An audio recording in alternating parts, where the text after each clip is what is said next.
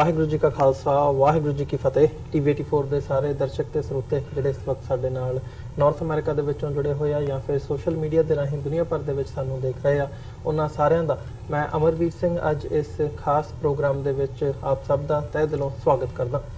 Viewers, ਜਦੋਂ ਅਸੀਂ ਅੱਜ ਗੱਲ ਕਰ ਰਹੇ ਹਾਂ ਤਾਂ 1984 ਦੇ ਵਿੱਚ ਜਿਹੜਾ ਦਰਬਾਰ ਸਾਹਿਬ ਤੇ ਭਾਰਤ ਦੀ ਹਕੂਮਤ ਵੱਲੋਂ ਇੰਡੀਅਨ ਆਰਮੀ ਵੱਲੋਂ ਅਟੈਕ ਕੀਤਾ ਗਿਆ ਸੀ, ਤਾਂ ਉਹਦੀ 35ਵੀਂ ਵਰ੍ਹੇਗੰਢ ਜਿਹੜੀ ਹੈ ਉਹ ਇਸ ਸਾਲ ਉਹਦੀ ਕਮੈਮੋਰੇਸ਼ਨ ਦੇ ਤੌਰ ਤੇ ਦੁਨੀਆ ਭਰ ਦੇ ਵਿੱਚ ਸਿੱਖਾਂ ਵੱਲੋਂ ਜਿਹੜੇ ਯਾਦਗਾਰੀ ਸਮਾਗਮ ਨੇ ਉਹ ਕੀਤੇ ਜਾ ਰਹੇ ਨੇ ਤੇ ਜੂਨ 1984 ਦੇ ਸ਼ਹੀਦਾਂ ਨੂੰ ਯਾਦ ਕੀਤਾ ਜਾ ਰਿਹਾ ਹੈ।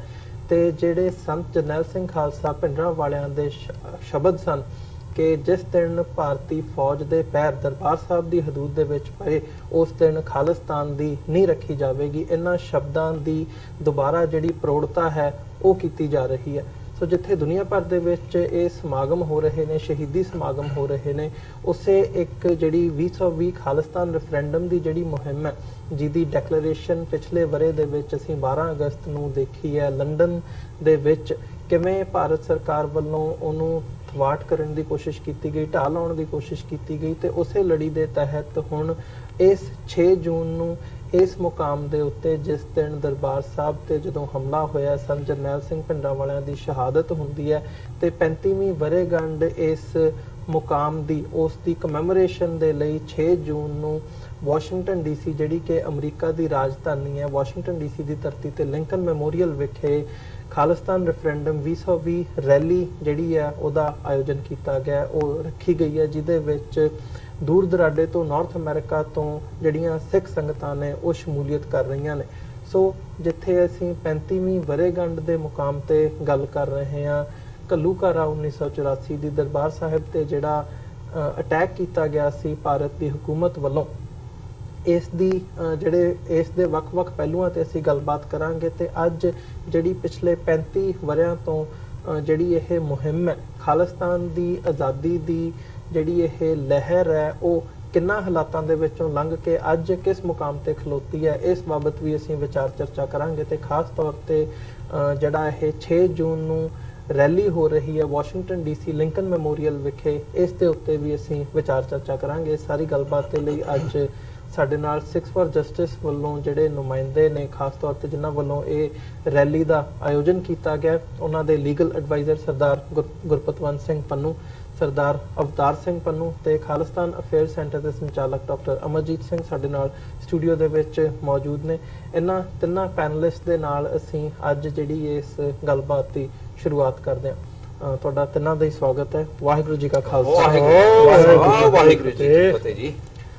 ਅਵਤਾਰ ਸਿੰਘ ਜੀ, ਤੁਹਾਡੇ ਤੋਂ ਸ਼ੁਰੂਆਤ ਕਰੀਏ, ਕੀ ਕਹਿਣਾ ਚਾਹੋਗੇ ਜਿਵੇਂ ਇਹ 35ਵਾਂ ਵਰ੍ਹਾ ਹੈ ਜੂਨ 84 ਘੱਲੂਘਾਰੇ ਦਾ ਜਦੋਂ ਅਟੈਕ ਕੀਤਾ ਗਿਆ ਸੀ, ਸੰਤ ਜਰਨੈਲ ਸਿੰਘ ਖਾਲਸਾ ਭਿੰਡਰਾਂ ਵਾਲਿਆਂ ਦੇ ਅਖੀਰਲੇ ਸ਼ਬਦ ਜਿਹੜੇ ਖਾਲਿਸਤਾਨ ਦੀ ਨੀਂਹ ਰੱਖੇ ਜਾਣ ਦੀ ਜਿਹੜੀ ਗੱਲ ਹੈ, ਉਹ ਤੋਂ ਬਾਅਦ 35 ਸਾਲਾਂ ਦਾ ਜਿਹੜਾ ਇਹ ਸਾਰਾ ਸਫ਼ਰ ਹੈ, ਤੁਸੀਂ ਵੀ ਕਾਫੀ ਲੰਬੇ ਸਮੇਂ ਤੋਂ ਐਕਟਿਵ ਹੋ ਇਸ ਸਾਰੇ ਦੇ ਵਿੱਚ, ਤੇ ਹੁਣ ਜਿਹੜੀ 6 ਜੂਨ ਨੂੰ ਇਹ ਰੈਲੀ ਰੱਖੀ ਗਈ ਹੈ, ਇਹਦੀ ਮਹੱਤਤਾ ਬਾਰੇ ਮੈਂ ਸ਼ੁਰੂਆਤੀ ਕਮੈਂਟਸ ਤੁਹਾਡੇ ਜਾਣਨਾ ਚਾਹੂੰਗਾ, ਫਿਰ ਗੱਲਬਾਤ ਨੂੰ ਹੋਰ ਅੱਗੇ ਤੋਰਾਂਗੇ। ਸਭ ਤੋਂ ਪਹਿਲਾਂ ਹੱਕ ਸੱਚ ਦੀ ਆਵਾਜ਼ ਟੀਵੀ 84 ਸਾਰੇ ਹੀ ਭੈਣ ਭਰਾ ਜਿਹੜੇ ਦੇਖ ਰਹੇ, ਵਾਹਿਗੁਰੂ ਜੀ ਕਾ ਖਾਲਸਾ ਵਾਹਿਗੁਰੂ ਜੀ ਕੀ ਫਤਿਹ। ਮੈਂ ਤੁਸੀਂ ਗੱਲ ਕੀਤੀ ਹੈ 6 ਜੂਨ ਦੀ, ਜਿਹੜਾ 35 ਵਰ੍ਹੇ ਬੀਤ ਗਏ ਨੇ ਦਰਬਾਰ ਸਾਹਿਬ ਤੇ ਅਟੈਕ ਹੋਏ ਨੂੰ, ਉਸ ਦੇ ਵਿੱਚ ਮੈਂ ਸਮਝਦਾ ਕਿ ਉਸ ਟਾਈਮ ਜਦੋਂ ਸਿੱਖ ਕੌਮ ਜਿਹੜੀ ਆ ਉਹ 5ਵੇਂ ਨਾਨਕ ਸਾਹਿਬ ਸ੍ਰੀ ਗੁਰੂ ਅਰਜਨ ਸਾਹਿਬ ਜੀ ਦੇ ਗੁਰਪੁਰਬ ਦੇ ਉੱਤੇ ਗਈ ਸੀ, ਇਕੱਠੀ ਹੋਈ ਸੀ ਜੀ, ਤੇ ਉਸ ਦਿਨ ਭਾਰਤੀ ਦਹਿਸ਼ਤਗਰਦ ਗੌਰਮੈਂਟ ਦੇ ਵੱਲੋਂ ਪ੍ਰੀ ਪਲਾਨਡ ਤਰੀਕੇ ਦੇ ਨਾਲ ਉਹ ਦਰਬਾਰ ਸਾਹਿਬ ਦੇ ਉੱਤੇ ਅਟੈਕ ਕੀਤਾ ਗਿਆ, ਜਿਹਦੇ ਵਿੱਚ 37 ਹੋਰ ਗੁਰਦੁਆਰਾ ਸਾਹਿਬਾਨ ਵੀ ਹਨ। ਇਹ ਇੱਕ ਬੜਾ ਪ੍ਰੀ ਪਲਾਨਡ ਤਰੀਕਾ ਸੀ ਉਹਨਾਂ ਵਾਸਤੇ ਕਿ ਸਾਡੇ ਸਿੱਖਾਂ ਦੀ ਕਿਸ ਤਰ੍ਹਾਂ ਉਸ ਦਿਨ ਦੇ ਉੱਤੇ ਭਾਰੀ ਤਾਦਾਦ ਦੇ ਵਿੱਚ ਲੋਕ ਇਕੱਠੇ ਹੋਣਗੇ ਤੇ ਜਦੋਂ ਇਕੱਠੇ ਹੋਣਗੇ ਇਹਨਾਂ ਨੂੰ ਕਿਸ ਤਰ੍ਹਾਂ ਦੀ ਨਸਲਕੁਸ਼ੀ ਜਿਹੜੀ ਆ ਉਹ ਕੀਤੀ ਜਾ ਸਕੇ। ਸਭ ਤੋਂ ਛੋਟਾ ਬੱਚਾ ਜਿਹੜਾ ਵੀ ਉਹ 18 ਕੁ ਮਹੀਨਿਆਂ ਦਾ ਸੀਗਾ ਜੀ, ਜਿਸ ਨੂੰ ਵੀ ਤੇ 70 ਸਾਲ ਦੇ ਬਜ਼ੁਰਗ ਤੱਕ ਹੱਥ ਪਿੱਛੇ ਬੰਨ੍ਹ ਕੇ, ਬਾਹਾਂ ਪਿੱਛੇ ਬੰਨ੍ਹ ਕੇ ਉਸ ਦਿਨ ਦਰਬਾਰ ਸਾਹਿਬ ਦੇ ਵਿੱਚ ਭਾਰਤੀ ਜਿਹੜੀ ਆਰਮੀ ਹੈ, ਦਹਿਸ਼ਤਗਰਦ ਗੌਰਮੈਂਟ ਆ, ਉਹਨਾਂ ਨੇ ਉਹਨਾਂ ਨੂੰ ਗੋਲੀਆਂ ਨਾਲ ਭੁੰਨ ਦਿੱਤਾ। ਉਸੇ ਚੀਜ਼ ਦੇ ਉੱਤੋਂ ਸਿੱਖ ਕੌਮ ਦੇ ਵਿੱਚ ਜਿਹੜੇ ਹਿਰਦੇ ਲੋਕਾਂ ਦੇ ਸੀ ਉਹ ਵਲੂੰਧਰੇ ਗਏ ਸਿੱਖ ਕੌਮ ਦੇ ਵਿੱਚ ਆਵਾਜ਼ ਜਿਹੜੀ ਆ ਉਹ ਬੜੀ ਭਾਰੀ ਤਾਦਾਦ ਦੇ ਵਿੱਚ ਰੋਸ ਵਜੋਂ ਵਰਲਡ ਲੈਵਲ ਦੇ ਉੱਤੇ ਉੱਠੀ, ਜਿਹੜਾ ਕਿ ਮੈਂ ਸਮਝਦਾ ਹਾਂ ਕਿ ਅੱਜ ਜਿਹੜੀ ਉਹ 35 ਸਾਲ ਹੋ ਗਏ ਨੇ ਉਸ ਚੀਜ਼ ਨੂੰ ਅਸੀਂ ਹਰ ਸਾਲ ਇਸ ਦਿਨ ਨੂੰ ਯਾਦ ਕਰਦੇ ਹਾਂ ਜੀ ਪਰ ਇਸ ਸਾਲ 35 ਸਾਲ ਬੀਤ ਜਾਣ ਦੇ ਬਾਅਦ ਇੱਕ ਪ੍ਰੋਗਰਾਮ ਲਿਖਿਆ ਗਿਆ ਸਿੱਖਸ ਫਾਰ ਜਸਟਿਸ ਦੇ ਵੱਲੋਂ ਸਮੂਹ ਜਥੇਬੰਦੀਆਂ ਗੁਰਦੁਆਰਾ ਪ੍ਰਬੰਧਕ ਕਮੇਟੀਆਂ ਦੇ ਸਾਰੇ ਦੇ ਸਹਿਯੋਗ ਦੇ ਨਾਲ ਕਿ ਇਸ ਨੂੰ ਆਪਾਂ ਇੱਕ ਉਸ ਥਾਂ ਤੇ ਇੱਕ ਇਹਨੂੰ ਯਾਦਗਾਰੀ ਦੇ ਤੌਰ ਇਸ ਨੂੰ ਮਨਾਇਆ ਜਾਵੇ, ਇੱਥੋਂ ਦੇ ਅਮਰੀਕਨ ਨੂੰ ਦੱਸਿਆ ਜਾਵੇ, ਮੀਡੀਆ ਦੇ ਥਰੂ ਵਾਈਟ ਹਾਊਸ ਤੱਕ ਅਪਰੋਚ ਕੀਤੀ ਜਾਵੇ, ਕੈਪੀਟਲ ਹਿੱਲ ਤੱਕ ਕੀਤੀ ਜਾਵੇ, ਇਸ ਨੂੰ ਹਾਈ ਲੈਵਲ ਤੇ ਵਰਲਡ ਵਾਈਡ ਤਰੀਕੇ ਦੇ ਨਾਲ ਮਨਾਇਆ ਜਾਵੇ। ਜੀ ਉਹ ਐਕਾਂ ਅਸੀਂ ਮਤਲਬ ਇਹਨੂੰ ਮਨਾ ਰਹੇ ਹਾਂ ਜਿੱਥੇ ਮਤਲਬ ਨਾਰਥ ਅਮਰੀਕਾ ਦੇ ਵਿੱਚੋਂ ਗੁਰਦੁਆਰਾ ਸਾਹਿਬ ਪ੍ਰਬੰਧਕ ਕਮੇਟੀਆਂ ਜਥੇਬੰਦੀਆਂ ਸਮੁੱਚੀ ਸੰਗਤ ਆ ਰਹੀ ਆ, ਉੱਥੋਂ ਦੂਸਰੇ ਦੇਸ਼ਾਂ ਤੋਂ ਯੂਰਪ ਦੇ ਵਿੱਚੋਂ, ਇੰਗਲੈਂਡ ਦੇ ਵਿੱਚੋਂ, ਆਸਟ੍ਰੇਲੀਆ ਦੇ ਵਿੱਚੋਂ ਵੀ ਜਿਹੜੇ ਨੁਮਾਇੰਦੇ ਸੱਜਣ ਨੇ, ਉਹ ਪਹੁੰਚ ਬਾਕੀ ਰਹੇ ਕਈ ਲੋਕ ਲੋਕਲ ਵੀ ਨੇ ਪਰ ਖਾਸ ਕਰਕੇ ਨੁਮਾਇੰਦੇ ਕਈ ਸੱਜਣ ਜਿਹੜੇ ਨੇ ਜਿਹੜੇ ਇਸ ਚੀਜ਼ ਨਾਲ ਬਹੁਤ ਜ਼ਿਆਦਾ ਕਮਿਟਡ ਨੇ, ਉਹ ਵੀ ਇਸ ਰੈਲੀ ਦੇ ਵਿੱਚ ਜਿਹੜੇ ਆ ਉਹ ਅੱਗੇ ਪਹੁੰਚ ਰਹੇ ਨੇ। ਬੜਾ ਜ਼ੋਰ ਦੇ ਨਾਲ ਲੋਕਾਂ ਦੇ ਵਿੱਚ ਇਹ ਚੀਜ਼ ਬਾਰੇ ਜੋਸ਼ ਹੈ ਕਿ ਸਾਨੂੰ ਇਹ ਚੀਜ਼ ਕਦੀ ਵੀ ਨਾ ਭੁੱਲੀ ਜਾ ਸਕਦੀ ਆ ਨਾ ਭੁਲਾਈ ਜਾ ਸਕਦੀ ਆ, ਕਿਉਂਕਿ ਦਿਨ ਹੀ ਇਦਾਂ ਦੇ ਨੇ। ਸਾਡਾ ਜਿਹੜਾ ਦਰਬਾਰ ਸਾਹਿਬ ਆ, ਅਕਾਲ ਤਖਤ ਸਾਹਿਬ ਆ, ਉਸ ਨੂੰ ਢਹਿ ਢੇਰੀ ਜਿਹੜਾ ਭਾਰਤੀ ਗੌਰਮੈਂਟ ਵੱਲੋਂ ਕੀਤਾ ਗਿਆ ਸੀਗਾ। ਜੀ ਬਿਲਕੁਲ ਡਾਕਟਰ ਸਾਹਿਬ, ਤੁਹਾਡੇ ਵਿਚਾਰ ਇਸ ਬਾਬਤ ਜਿੱਥੇ 35ਵੀਂ ਵਰ੍ਹੇਗੰਢ ਹੈ ਦਰਬਾਰ ਸਾਹਿਬ ਤੇ ਹਮਲੇ ਦੀ ਤੇ ਨਾਲ ਹੀ ਜਿਹੜੀ ਇਹ ਰੈਲੀ ਰੱਖੀ ਗਈ ਹੈ 6 ਜੂਨ ਨੂੰ ਵਾਸ਼ਿੰਗਟਨ ਡੀਸੀ ਦੀ ਧਰਤੀ ਤੇ। ਦੇਖੋ, ਸਭ ਤੋਂ ਪਹਿਲਾਂ ਮੈਂ ਥੋੜਾ ਜਿਹਾ ਤੁਹਾਨੂੰ ਇਤਿਹਾਸਕ ਤੌਰ ਤੇ ਕਰੈਕਟ ਕਰਨਾ ਚਾਹੁੰਦਾ ਜੀ 320 ਵਰ੍ਹੇ ਪਹਿਲਾਂ ਖਾਲਸਾ ਪੰਥ ਦੀ ਸਾਜਨਾ ਹੋਈ। ਖਾਲਸਾ ਆਪਣੇ ਬਰਥ ਦੇ ਨਾਲ ਹੀ ਬਾਦਸ਼ਾਹ ਜਾਂ ਬਾਗੀ ਇਸ ਕਨਸੈਪਟ ਦੇ ਨਾਲ ਖਾਲਸੇ ਦਾ ਜਨਮ ਹੁੰਦਾ ਹੈ। ਸੋ ਖਾਲਸਾ ਰਾਜ ਦਾ ਕਨਸੈਪਟ, ਸੋਵਰਨਿਟੀ ਦਾ ਕਨਸੈਪਟ 10ਵੇਂ ਪਾਤਸ਼ਾਹ ਨੇ ਜਿਹੜੀ ਖਾਲਸੇ ਤੇ ਬੈਸਟੋ ਕੀਤੀ, ਇਨ ਗਰੀਬ ਸਿੱਖਨ ਕੋ ਦੇਉ ਪਾਤਸ਼ਾਹੀ, ਇਹ ਯਾਦ ਰੱਖੇ ਹਮਰੀ ਗੁਰਿਆਈ।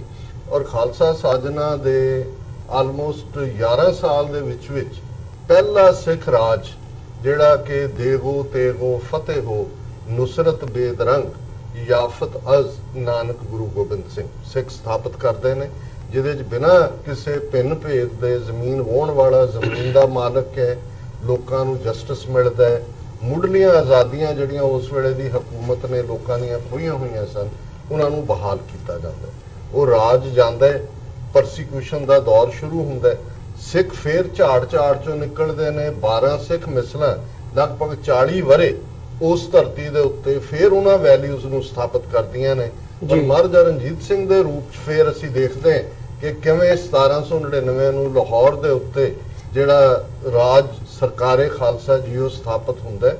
ਉਹ ਦਰਾ ਖੈਬਰ ਜਮਰੌਤ ਤੋਂ ਲੈ ਕੇ ਲਦਾਖ ਤੱਕ 1.5 ਲੱਖ ਮੁਰੱਬਾ ਮੀਲ ਤੋਂ ਜ਼ਿਆਦਾ ਏਰੀਆ, ਜਿਹਦੇ 'ਚ ਅੱਜ ਵੀ ਜਦੋਂ ਅਸੀਂ ਸ਼ਾਹ ਮੁਹੰਮਦ ਨੂੰ ਕੋਟ ਕਰਦੇ ਹਾਂ, ਪੰਜਾਬੀ ਮੁਸਲਮਾਨ ਜਿਹੜਾ ਕਿ ਉਸ ਰਾਜ ਦੇ ਜਾਣ ਤੇ ਕੀਰਨੇ ਪਾਉਂਦਾ ਹੈ, ਉਹ ਦੱਸਦਾ ਹੈ ਕਿ ਰਾਜ ਦਾ ਕਨਸੈਪਟ ਸਿੱਖੀ ਦੇ ਵਿੱਚ ਸਰਬ ਸਾਂਝੀਵਾਲਤਾ ਸਰਬੱਤ ਦੇ ਭਲੇ ਦਾ। ਔਰ 1849 ਦੇ ਵਿੱਚ ਧੋਖੇ ਨਾਲ, ਫਰੇਬ ਨਾਲ ਯੂਪੀ ਦੇ ਬ੍ਰਾਹਮਣਾਂ ਔਰ ਜੰਮੂ ਦੇ ਡੋਗਰਿਆਂ ਦੀਆਂ ਸਾਜ਼ਿਸ਼ਾਂ ਦੀ ਬਦੌਲਤ ਉਹ ਰਾਜ ਅੰਗਰੇਜ਼ਾਂ ਦੇ ਪੇਟੇ ਪੈਂਦਾ। ਜੇ 98 ਸਾਲ ਅਸੀਂ ਦੇਖੀਏ 1849 ਤੋਂ 1947 ਤੱਕ, ਸਭ ਤੋਂ ਜ਼ਿਆਦਾ ਕੁਰਬਾਨੀਆਂ ਸਿੱਖ ਕਰਦੇ ਨੇ ਬ੍ਰਿਟਿਸ਼ ਇੰਪੀਰੀਅਲਿਜ਼ਮ ਦੇ ਖਿਲਾਫ। ਔਰ ਬਦਕਿਸਮਤੀ ਨਾਲ 1947 ਦੇ ਦੌਰ ਦੀ ਸਾਡੀ ਅਹਿਮਕ ਲੀਡਰਸ਼ਿਪ ਸਮੇਂ ਦੀ ਨਜ਼ਾਕਤ ਨੂੰ ਨਾ ਸਮਝਦੇ ਆ ਕਾਂਗਰਸ ਦੇ ਝਾਂਸਿਆਂ ਦੇ ਵਿੱਚ ਫਸ ਕੇ ਉਹਨਾਂ ਦੇ ਨਾਲ ਇਲਹਾਕ ਕਰਦੀ ਹੈ। ਨਤੀਜਾ ਸਾਹਮਣੇ ਹੈ ਕਿ ਸੰਵਿਧਾਨ ਸਭਾ ਦੇ ਵਿੱਚ ਹੀ ਸਿੱਖ ਨੁਮਾਇੰਦਿਆਂ ਨੂੰ ਰਿਅਲਾਈਜੇਸ਼ਨ ਹੁੰਦੀ ਹੈ ਕਿ ਭਾਈ ਸਾਨੂੰ ਤਾਂ ਅੱਡ ਧਰਮ ਮੰਨਣ ਨੂੰ ਤਿਆਰ ਨਹੀਂ। ਔਰ ਇਹਨਾਂ ਨੇ ਜਿਹੜਾ ਉੱਤਰ ਦੇ ਵਿੱਚ ਖਿੱਤਾ ਦੇਣਾ, ਗਰੋ ਆਫ ਫਰੀडम, ਇਹ ਸਾਰਾ ਪਾਰਟ ਹੈ, ਕਿੱਥੇ ਦੇਣਾ। 37 ਵਰ੍ਹੇ ਉਸ ਨਕਸ਼ੇ ਦੇ ਵਿੱਚ ਸਿੱਖ ਆਪਣੀ ਜ਼ਬਾਨ ਦੀ ਰੈਕਗਨੀਸ਼ਨ ਲਈ, ਜੇ ਪੰਜਾਬੀ ਸੂਬਾ ਬਣਦਾ ਹੀ ਹੈ, ਪਾਣੀਆਂ ਦੇ ਉੱਤੇ ਹੱਕ, ਇਲਾਕੇ, ਚੰਡੀਗੜ੍ਹ, ਇਹ ਸਾਰੀਆਂ ਮੰਗਾਂ। ਔਰ ਫਾਈਨਲ ਜਿਹੜਾ ਸਾਡਾ ਪੀਸਫੁਲ ਤਰੀਕੇ ਨਾਲ ਧਰਮ ਯੁੱਧ ਮੋਰਚਾ ਹੈ, ਜਿਹਦੇ ਵਿੱਚ ਕਿ 2 ਲੱਖ ਤੋਂ ਜ਼ਿਆਦਾ ਸਿੱਖ ਗ੍ਰਿਫਤਾਰੀਆਂ ਦਿੰਦੇ ਨੇ। ਸੰਤ ਜਰਨੈਲ ਸਿੰਘ ਖਾਲਸਾ ਪਿੰਡਾਂ ਵਾਲਿਆਂ ਦੀ ਅਗਵਾਈ ਥੱਲੇ, ਜਿਹਦਾ ਆਧਾਰ ਆਨੰਦਪੁਰ ਦਾ ਮਤ ਹੈ। ਇਹ ਗੱਲ ਬੜੀ ਜ਼ਰੂਰੀ ਹੈ ਸਮਝਣੀ ਕਿ ਕੋਈ ਆਲ ਆਫ ਏ ਸਡਨ 6 ਜੂਨ ਨੂੰ ਖਾਲਿਸਤਾਨ ਨਹੀਂ ਨਿਕਲ ਆਇਆ। ਜੀ। ਆਲਰੇਡੀ 320 ਵਰਿਆਂ ਤੋਂ ਸਾਡੀ ਲੈਗੇਸੀ ਸੀ ਔਰ 1947 ਦੇ ਦੌਰ 'ਚ ਅਸੀਂ ਤੀਸਰੀ ਧਿਰ ਸਾਂ ਉਸ ਖਿੱਤੇ ਦੇ ਵਿੱਚ।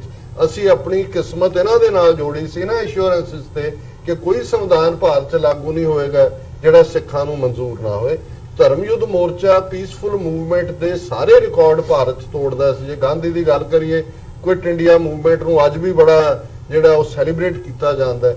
32,000 ਬੰਦੇ ਸਾਰੇ ਭਾਰਤ ਭਰ 'ਚੋਂ ਗ੍ਰਿਫਤਾਰ ਹੋਏ ਸੀ। ਸੋ ਜ਼ਾਹਿਰ ਹੈ ਕਿ ਸੰਤ ਪਿੰਡਾਂ ਵਾਲਿਆਂ ਦੇ ਇਹ ਲਫ਼ਜ਼ ਜਿਹੜੇ ਕਿ ਤੁਸੀਂ ਦੁਹਰਾਏ ਨੇ, ਇਹ ਜਦੋਂ ਅਸੀਂ ਗੁਰੂ ਕਲਗੀਧਰ ਪਾਤਸ਼ਾਹ ਦਾ ਇਹ ਫਰਮਾਨ ਚੌਂਕਾਰਜ ਹਮਾ ਹੀਲ ਤੇ ਦਰਗੁਜ਼ਸਤ ਹਲਾਲਸ ਬੁਰਦਨਬਾ ਸ਼ਮਸ਼ੀਰ ਦਸ ਦੇਖਦੇ ਹਾਂ ਤੇ ਇਹ ਫਿਰ UN ਚਾਰਟਰ ਦਾ ਜਿਹੜਾ ਪ੍ਰੀਐਂਬਲ ਹੈ, ਜਿਹੜਾ ਕਿ ਇਸ ਹੁਕਮ ਦੀ ਇੰਟਰਪ੍ਰੀਟੇਸ਼ਨ ਹੈ ਕਿ if a man is not to be compelled as a last resort to rebellion, his human rights must be protected by the rule of the law. ਇਹ ਇੰਟਰਪ੍ਰੀਟੇਸ਼ਨ ਹੀ ਹੈ 10ਵੇਂ ਪਾਤਸ਼ਾਹ ਦੇ ਹੁਕਮ ਦੀ। ਸੋ ਪਿੰਡਾਂ ਵਾਲਿਆਂ ਦਾ ਅਨੰਦਪੁਰ ਦੇ ਮਤੇ ਦੀ ਅਰਦਾਸ ਦੇ ਉੱਤੇ ਦ੍ਰਿੜ ਹੁੰਦਿਆਂ ਇਹ ਕਹਿਣਾ ਕਿ ਭਾਈ ਅਸੀਂ ਫੈਡਰਲ ਸਿਸਟਮ ਦੇ ਵਿੱਚ ਬਰਾਬਰ ਦੇ ਸ਼ਹਿਰੀ ਬਣ ਕੇ ਰਹਿਣਾ ਚਾਹੁੰਦੇ ਹਾਂ ਤੁਹਾਡੇ ਨਾਲ, ਪਰ ਜੇ ਤੁਹਾਡੀ ਫੌਜ ਭਾਰਤ ਦੀ ਜਿਹੜੀ ਹੈ ਉਹ ਦਰਬਾਰ ਸਾਹਿਬ ਤੇ ਹਮਲਾਵਰ ਹੁੰਦੀ ਹੈ ਤੇ ਫਿਰ ਖਾਲਿਸਤਾਨ ਦੀ ਨਹੀਂ ਰੱਖੀ ਜਾਏਗੀ। ਮਤਲਬ ਹੈ ਜਿਹਨੂੰ ਕਹਿੰਦੇ ਨੇ final watershed in the relationship between the Indian state and Sikh nation. ਜੀ। ਸੋ 35 ਵਰੇ ਪਹਿਲਾਂ ਸਾਡਾ ਉਹਨਾਂ ਦੇ ਨਾਲ ਮੁਕੰਮਲ ਤੌਰ ਤੇ ਤੋੜ ਵਿਛੋੜ ਹੋਇਆ। 26 ਜਨਵਰੀ 1986 ਦੇ ਸਰਬੱਤ ਖਾਲਸੇ ਨੇ 5 ਮੈਂਬਰੀ ਪੰਥਕ ਕਮੇਟੀ ਬਣਾਈ ਬਾਬਾ ਮਾਨੋਚਾਲ ਦੀ ਅਗਵਾਈ 'ਚ, ਔਰ 29 ਅਪ੍ਰੈਲ 1986 ਨੂੰ ਖਾਲਿਸਤਾਨ ਦੇ ਐਲਾਨਨਾਮੇ ਦੇ ਨਾਲ ਜਿਹੜੀ ਹੈ ਸਾਡੀ ਇੰਡੀਪੈਂਡੈਂਟ ਸੋਵਰਨ ਨੇਸ਼ਨ ਦੀ ਜਿਹੜੀ ਸਟਰਗਲ ਹੈ ਉਹ ਇੰਟਰਨੈਸ਼ਨਲ ਪ੍ਰਪੋਰਸ਼ਨ ਤੇ ਆਈ। ਸੋ ਇਹ ਬੜਾ ਇੰਪੋਰਟੈਂਟ ਹੈ ਇਸ ਕਨਸੈਪਟ ਨੂੰ ਦੇਖਣਾ। ਬਾਕੀ ਘੱਲੂਘਾਰਾ 84 ਚ ਕੀ ਹੋਇਆ, ਅੱਜ ਬਹੁਤ ਸਾਰੇ ਡਾਕੂਮੈਂਟਰੀ ਐਵੀਡੈਂਸ ਨੇ ਕਿਵੇਂ ਪੰਜਾਬ ਨੂੰ ਸਾਰੇ ਦੁਨੀਆ ਨਾਲੋਂ ਕੱਟ ਦਿੱਤਾ ਗਿਆ। 4 ਹੋਰ ਇਤਿਹਾਸਕ ਗੁਰਦੁਆਰਿਆਂ ਦੇ ਵਿੱਚ ਟੈਂਕ ਲਿਆਂਦੇ ਗਏ, ਗੁਰਦੁਆਰਾ ਤਰਨਤਾਰਨ ਸਾਹਿਬ, ਗੁਰਦੁਆਰਾ ਧੂਪ ਨਿਵਾਰਨ ਸਾਹਿਬ ਪਟਿਆਲਾ, ਗੁਰਦੁਆਰਾ ਮੁਕਤਸਰ ਸਾਹਿਬ, ਕਿਵੇਂ 37 ਇਤਿਹਾਸਕ ਗੁਰਦੁਆਰੇ, ਸਾਡਾ ਇਤਿਹਾਸਕ ਖਜ਼ਾਨਾ ਸਿੱਖ ਰੈਫਰੈਂਸ ਲਾਇਬ੍ਰੇਰੀ ਆਰਕਾਈਵਸ ਉਹ ਜਿਹੜਾ ਅੱਜ ਤੱਕ ਵੀ ਵਾਪਸ ਨਹੀਂ ਕੀਤਾ ਹੈ। ਔਰ ਫਿਰ ਜੂਨ 84 ਤੋਂ ਇੱਕਦਮ ਬਾਅਦ ਪੰਜਾਬ ਦੇ 12,000 ਤੋਂ ਜ਼ਿਆਦਾ ਪਿੰਡਾਂ ਦੇ ਵਿੱਚ ਆਪਰੇਸ਼ਨ ਵੁੱਡ ਰੋਜ਼ ਦੇ ਨਾਮ ਥੱਲੇ ਪੰਜਾਬ ਦੀ ਜਵਾਨੀ ਦਾ ਇੱਕ ਵੱਡਿਓਂ ਕਤਲੇਆਮ, ਔਰ ਜਿਹੜੀ ਕਹਾਣੀ 1995 ਤੱਕ ਪਹੁੰਚਦੇ ਹਾਂ ਅਸੀਂ 1.5 ਲੱਖ ਤੋਂ ਜ਼ਿਆਦਾ ਸ਼ਹੀਦ ਸਿੰਘਾਂ ਸਿੰਘਣੀਆਂ ਦੀ ਗੱਲ ਕਰਦੇ। ਔਰ ਇਹ ਨੀਤੀਆਂ ਅੱਜ ਵੀ ਜਾਰੀ ਨੇ। ਇਨ ਵਨ ਵੇ ਔਰ ਦਾ ਅਦਰ, ਉਦੋਂ ਖਾੜਕੂ ਕਹਿ ਕੇ ਮਾਰਦੇ ਸੀ, ਹੁਣ ਗੈਂਗਸਟਰ ਕਹਿ ਕੇ ਮਾਰਦੇ ਨੇ, ਫਰਕ ਕੋਈ ਨਹੀਂ ਹੈ। ਔਰ ਅਸੀਂ ਹੁਣ ਵੀ ਦੇਖ ਰਹੇ ਹਾਂ, ਜੇ ਪੰਜਾਬ ਪੁਲਿਸ ਦਾ ਹੀ ਦੇਖਣਾ ਹੋਵੇ, ਇੱਕ ਜਸਪਾਲ ਸਿੰਘ ਨਾਂ ਦਾ ਨੌਜਵਾਨ 15-16 ਸਾਲਾਂ ਦਾ ਗੁਰਦੁਆਰਾ ਸਾਹਿਬ ਤੋਂ ਅੱਧੀ ਰਾਤ ਤੋਂ ਬਾਅਦ ਚੁੱਕਿਆ ਜਾਂਦਾ, ਉਹਦੀ ਲਾਸ਼ ਅਜੇ ਤੱਕ ਨਹੀਂ ਮਿਲੀ ਹੈ। ਲੋਕ ਜਿਹੜੇ ਨੇ ਸੜਕਾਂ ਤੇ ਉਤਰੇ ਹੋਏ ਨੇ। ਸੋ ਮੈਂ ਸਮਝਦਾ ਹਾਂ ਵੀ ਸਿੱਖਸ ਫਾਰ ਜਸਟਿਸ ਨੇ ਪਿਛਲੇ ਇਹਨਾਂ ਸਾਰੇ ਵਰਿਆਂ ਦੇ ਵਿੱਚ ਜਿਹੜੀ ਸਾਡੀ ਸਟਰਗਲ, ਸਾਡੇ ਜੁਝਾਰੂ ਸਿੰਘਾਂ ਸਿੰਘਣੀਆਂ ਨੇ, ਜੂਨ 84 ਦੇ ਸਾਡੇ ਉਹਨਾਂ ਯੋਧਿਆਂ ਨੇ ਜਿਨ੍ਹਾਂ ਬਾਰੇ ਉਹਨਾਂ ਦੇ ਦੁਸ਼ਮਣ ਦੇ ਜਰਨੈਲ ਨੇ ਕਿਹਾ ਕਿ giving the ਐਡਵਰਸਰੀ his due the fight to the last breath and bullet. So ਅਸੀਂ ਜਿੱਥੇ ਉਹਨਾਂ ਯੋਧਿਆਂ ਦੀਆਂ ਸ਼ਹਾਦਤਾਂ, ਕੁਰਬਾਨੀਆਂ, ਬਹਾਦਰੀ ਨੂੰ ਸੈਲੀਬ੍ਰੇਟ ਕਰਦੇ ਹਾਂ, ਉੱਥੇ ਸਾਡੇ ਜ਼ਿੰਮੇ ਇਹ ਫਰਜ਼ ਆਇਤ ਹੁੰਦਾ ਹੈ। ਔਰ ਇਹ ਵੀ ਸੰਤ ਪਿੰਡਾਂ ਵਾਲਿਆਂ ਦੇ ਸ਼ਬਦ ਨੇ, ਖਾਲਸਾ ਜੀ ਸ਼ਹੀਦਾਂ ਦੇ ਖੂਨ ਦਾ ਹੱਕ ਲੈਣੇ। ਤੇ ਜਦੋਂ ਅਸੀਂ ਬਾਹਰਲੇ ਮੁਲਕਾਂ 'ਚ ਬੈਠੇ ਹਾਂ, ਅੱਜ 5 ਮਿਲੀਅਨ ਸਿੱਖ ਭਾਰਤ ਦੇ ਨਕਸ਼ੇ ਦੀ ਕੈਦ ਤੋਂ ਬਾਹਰ ਨੇ, ਡਾਇਸਪੋਰਾ 'ਚ ਨੇ, ਔਰ ਅਸੀਂ ਇਹਨਾਂ ਕਾਨੂੰਨਾਂ ਦੀ ਜ਼ਦ 'ਚ ਰਹਿੰਦੇ ਹਾਂ। ਉਹ ਇੰਟਰਨੈਸ਼ਨਲ ਲਾਅ ਹੋਏ, UN ਚਾਰਟਰ ਹੋਏ, ਰਾਈਟ ਆਫ ਸੈਲਫ ਡਿਟਰਮੀਨੇਸ਼ਨ, ਕੋਈ ਆਸਕਿੰਗ ਫॉर ਦਾ ਮੂਨ ਨਹੀਂ। ਜਦੋਂ ਯੂਨਾਈਟਿਡ ਨੇਸ਼ਨਸ ਬਣਿਆ 50 ਮੁਲਕ ਸੀ ਜਿਨ੍ਹਾਂ ਨੇ ਸਾਈਨ ਕੀਤੀ ਡੈਕਲੇਰੇਸ਼ਨ 10 ਦਸੰਬਰ 1948 ਨੂੰ ਸੈਨ ਫਰਾਂਸਿਸਕੋ। ਅੱਜ 193 ਮੁਲਕ ਨੇ। ਪਿਛਲੇ ਪੀਰੀਅਡ 'ਚ ਕਿੰਨੇ ਨਵੇਂ ਮੁਲਕ ਹੋਣ ਦੇ ਵਿੱਚ ਆਏ ਨੇ, ਈਸਟ ਤੈਮੂਰ ਹੋਏ, ਕੋਸੋਵੋ ਹੋਏ, ਔਰ ਅਸੀਂ ਦੇਖਦੇ ਹਾਂ ਸਕਾਟਲੈਂਡ ਹੈ, ਜਾਂ ਈਵਨ ਕੈਨੇਡਾ 'ਚ 2 ਵਾਰ ਰੈਫਰੈਂਡਮ ਕੁਬੈਕ ਦੇ ਵਿੱਚ 1980 ਔਰ 1995 'ਚ ਹੁੰਦਾ। ਸੋ ਸਿੱਖਸ ਫਾਰ ਜਸਟਿਸ ਨੇ ਉਸ ਸਟਰਗਲ ਨੂੰ ਇਸ ਮੁਕਾਮ ਤੇ ਲਿਆਂਦਾ ਤਾਂ ਕਿ ਦੁਨੀਆ ਦੀਆਂ ਹਕੂਮਤਾਂ ਨੂੰ, ਇਹਨਾਂ ਦੇ law makers, opinion makers, decision makers ਨੂੰ ਪਤਾ ਲੱਗੇ ਕਿ ਕਿਵੇਂ ਇੱਕ ਵੱਡਿਓ ਨਾ ਸਿਰਫ ਭਾਰਤ ਦੀ ਹਕੂਮਤ ਨੇ ਸਾਡੀ ਇੱਕ ਤੋਂ ਬਾਅਦ ਇੱਕ ਨਸਲਕੁਸ਼ੀ ਕੀਤੀ, ਉਹਨਾਂ ਨੇ ਸਾਡੀ ਜੈਨੂਇਨ ਪੋਲੀਟੀਕਲ ਸਟਰਗਲ ਨੂੰ ਦਹਿਸ਼ਤਗਰਦੀ ਦੇ ਖਾਨੇ 'ਚ ਪਾਉਣ ਦੀ ਕੋਸ਼ਿਸ਼ ਕੀਤੀ, ਜਿਹੜਾ ਯਤਨ ਅੱਜ ਵੀ ਜਾਰੀ ਹੈ। ਸੋ ਮੈਂ ਸਮਝਦਾ ਹਾਂ ਵੀ ਇਹ 6 ਜੂਨ ਦੀ ਲਿੰਕਨ ਮੈਮੋਰੀਅਲ ਦੇ ਉੱਤੇ ਰੈਲੀ, ਜਿਹਦਾ ਇੱਕ ਸਿੰਬੋਲਿਕ ਜਦੋਂ ਅਸੀਂ ਅਬਰਾਹਿਮ ਲਿੰਕਨ ਦੀ ਗੱਲ ਕਰਦੇ ਹਾਂ, ਜਾਰਜ ਵਾਸ਼ਿੰਗਟਨ ਦੀ ਗੱਲ ਕਰਦੇ ਹਾਂ, ਇਹ ਅਮਰੀਕਨ ਸਿੰਬਲ ਨੇ ਜਿਹੜੇ ਆਜ਼ਾਦੀ ਦੇ ਲਈ ਖਲੋਤੇ, ਜਿਹੜੇ ਮੁੱਢਲੀਆਂ ਆਜ਼ਾਦੀਆਂ ਦੇ ਸਲੇਵਰੀ ਦੇ ਖਿਲਾਫ। ਜੇ ਲਿੰਕਨ ਦੀ ਗੱਲ ਕਰੀਏ, ਉਹਦੀ ਸ਼ਹਾਦਤ ਵੀ ਜੇ ਅਮਰੀਕਾ ਦੀ ਹਿਸਟਰੀ 'ਚ ਹੁੰਦੀ ਹੈ, ਇੱਕ ਪਾਸੇ ਉਹ ਲੋਕ ਸੀ ਜਿਹੜੇ ਸਲੇਵਰੀ ਕਾਇਮ ਰੱਖਣਾ ਚਾਹੁੰਦੇ ਸੀ ਤੇ ਉਹ ਲੜਿਆ, ਮਰਿਆ ਵੀ, ਫਾਈਨਲੀ ਮਾਰਿਆ ਗਿਆ ਜਿੱਤ ਤੋਂ ਬਾਅਦ।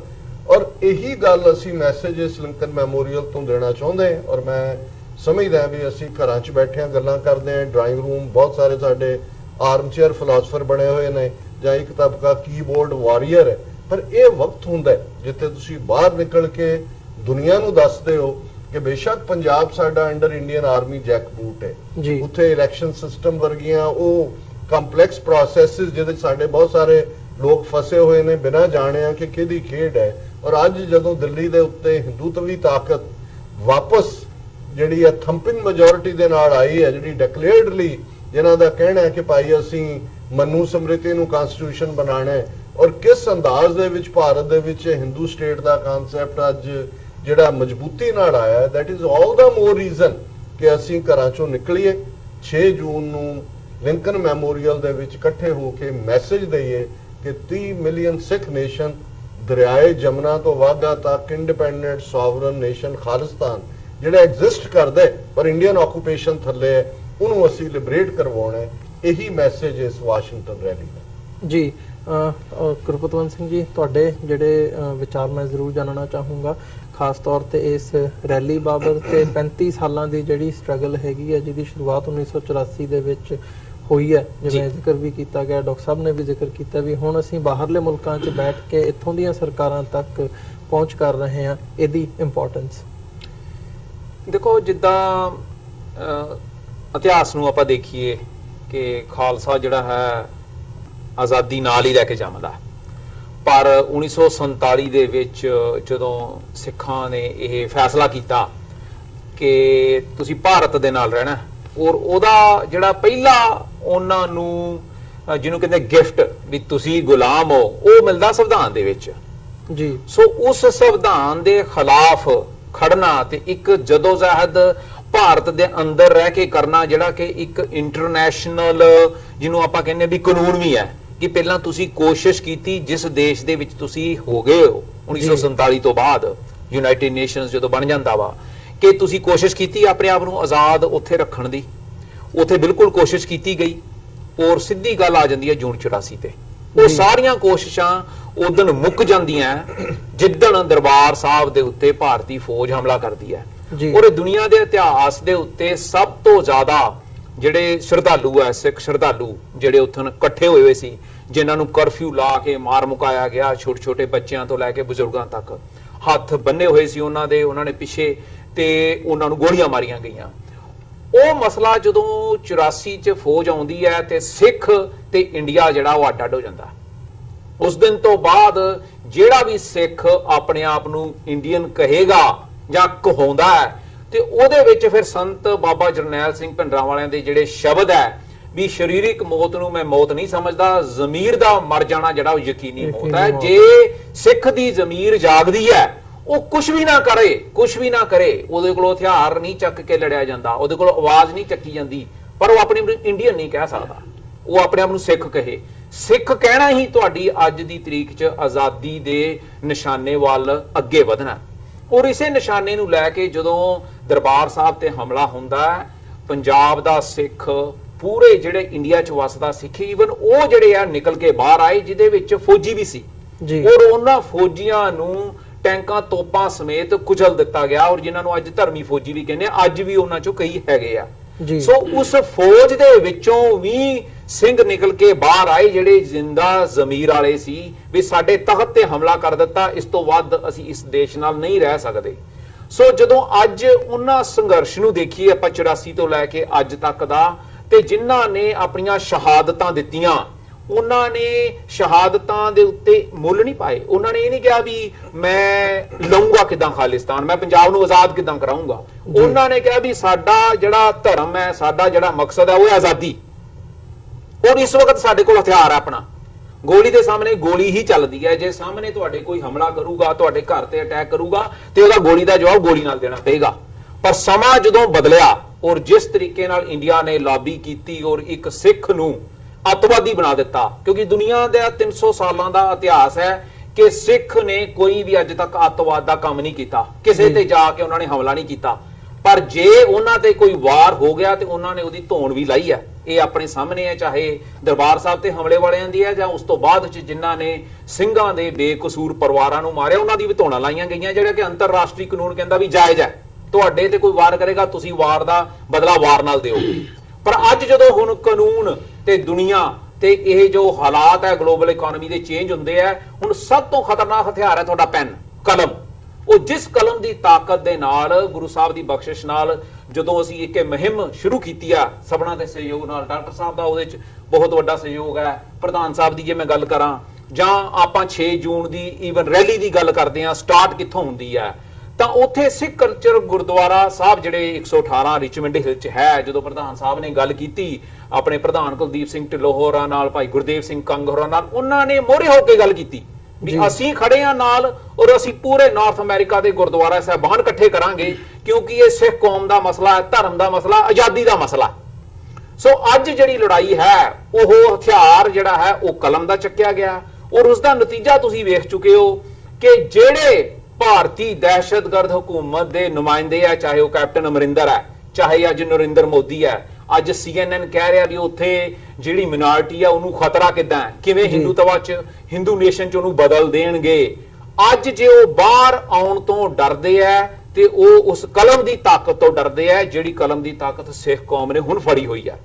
ਔਰ ਉਸੇ ਦਾ ਇੱਕ ਹਿੱਸਾ ਜਿਹੜਾ ਹੈ 6 ਜੂਨ ਨੂੰ ਆਪਾਂ ਲਿੰਕਨ ਮੈਮੋਰੀਅਲ 35ਵਾਂ ਵਰ੍ਹਾ ਹੈ ਦਰਬਾਰ ਸਾਹਿਬ ਤੇ ਹਮਲੇ ਦਾ, ਉਸ ਭਾਰਤੀ ਫੌਜਾਂ ਦੇ ਹਮਲੇ ਦਾ, ਉਹਨੂੰ ਤੁਸੀਂ 35 ਵਰ੍ਹੇ ਬਾਅਦ ਭੁੱਲ ਨਹੀਂ ਸਕਦੇ।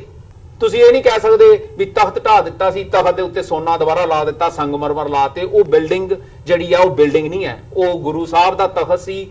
ਜਿਸ ਨੇ ਉਹਦੇ ਤੇ ਤਖਤ ਤੇ ਹਮਲਾ ਕੀਤਾ ਉਹ ਦੇਸ਼ ਤੇ ਉਹ ਜਿਹੜੀ ਹਕੂਮਤ ਹੈ ਉਹ ਦੁਬਾਰਾ ਰਾਜ ਨਹੀਂ ਕਰ ਸਕੀ, ਭਾਵੇਂ ਅੱਜ ਰਾਜ ਕਰ ਰਹੀ ਹੈ, ਪਰ ਸਿੱਖ ਆਜ਼ਾਦੀ ਵੱਲ ਵਧ ਰਿਹਾ। ਔਰ 6 ਜੂਨ ਨੂੰ ਇਹ ਆਜ਼ਾਦੀ ਦਾ ਅਹਿਦ ਜਿਹੜਾ ਸਿੰਘਾਂ ਨੇ ਉਦਣ ਆਪਣੀਆਂ ਸ਼ਹਾਦਤਾਂ ਦੇ ਕੇ ਆਪਣੀਆਂ ਅਰਦਾਸਾਂ ਪੂਰੀਆਂ ਕਰਕੇ ਕੀਤਾ ਸੀ, ਉਹੀ ਅਹਿਦ ਲੈਣ ਅਸੀਂ ਲਿੰਕਨ ਮੈਮੋਰੀਅਲ ਤੇ ਜਾ ਰਹੇ ਹਾਂ ਕਿ 35 ਵਰ੍ਹੇ ਬਾਅਦ ਹੀ ਭਾਰਤੀ ਦਹਿਸ਼ਤਗਰਦ ਦੇ ਖਿਲਾਫ ਆਜ਼ਾਦੀ ਦੀ ਜੰਗ ਜਿਹੜੀ ਆ ਉਹ ਅੰਤਰਰਾਸ਼ਟਰੀ ਪੱਧਰ ਤੇ ਜਾਰੀ ਹੈ।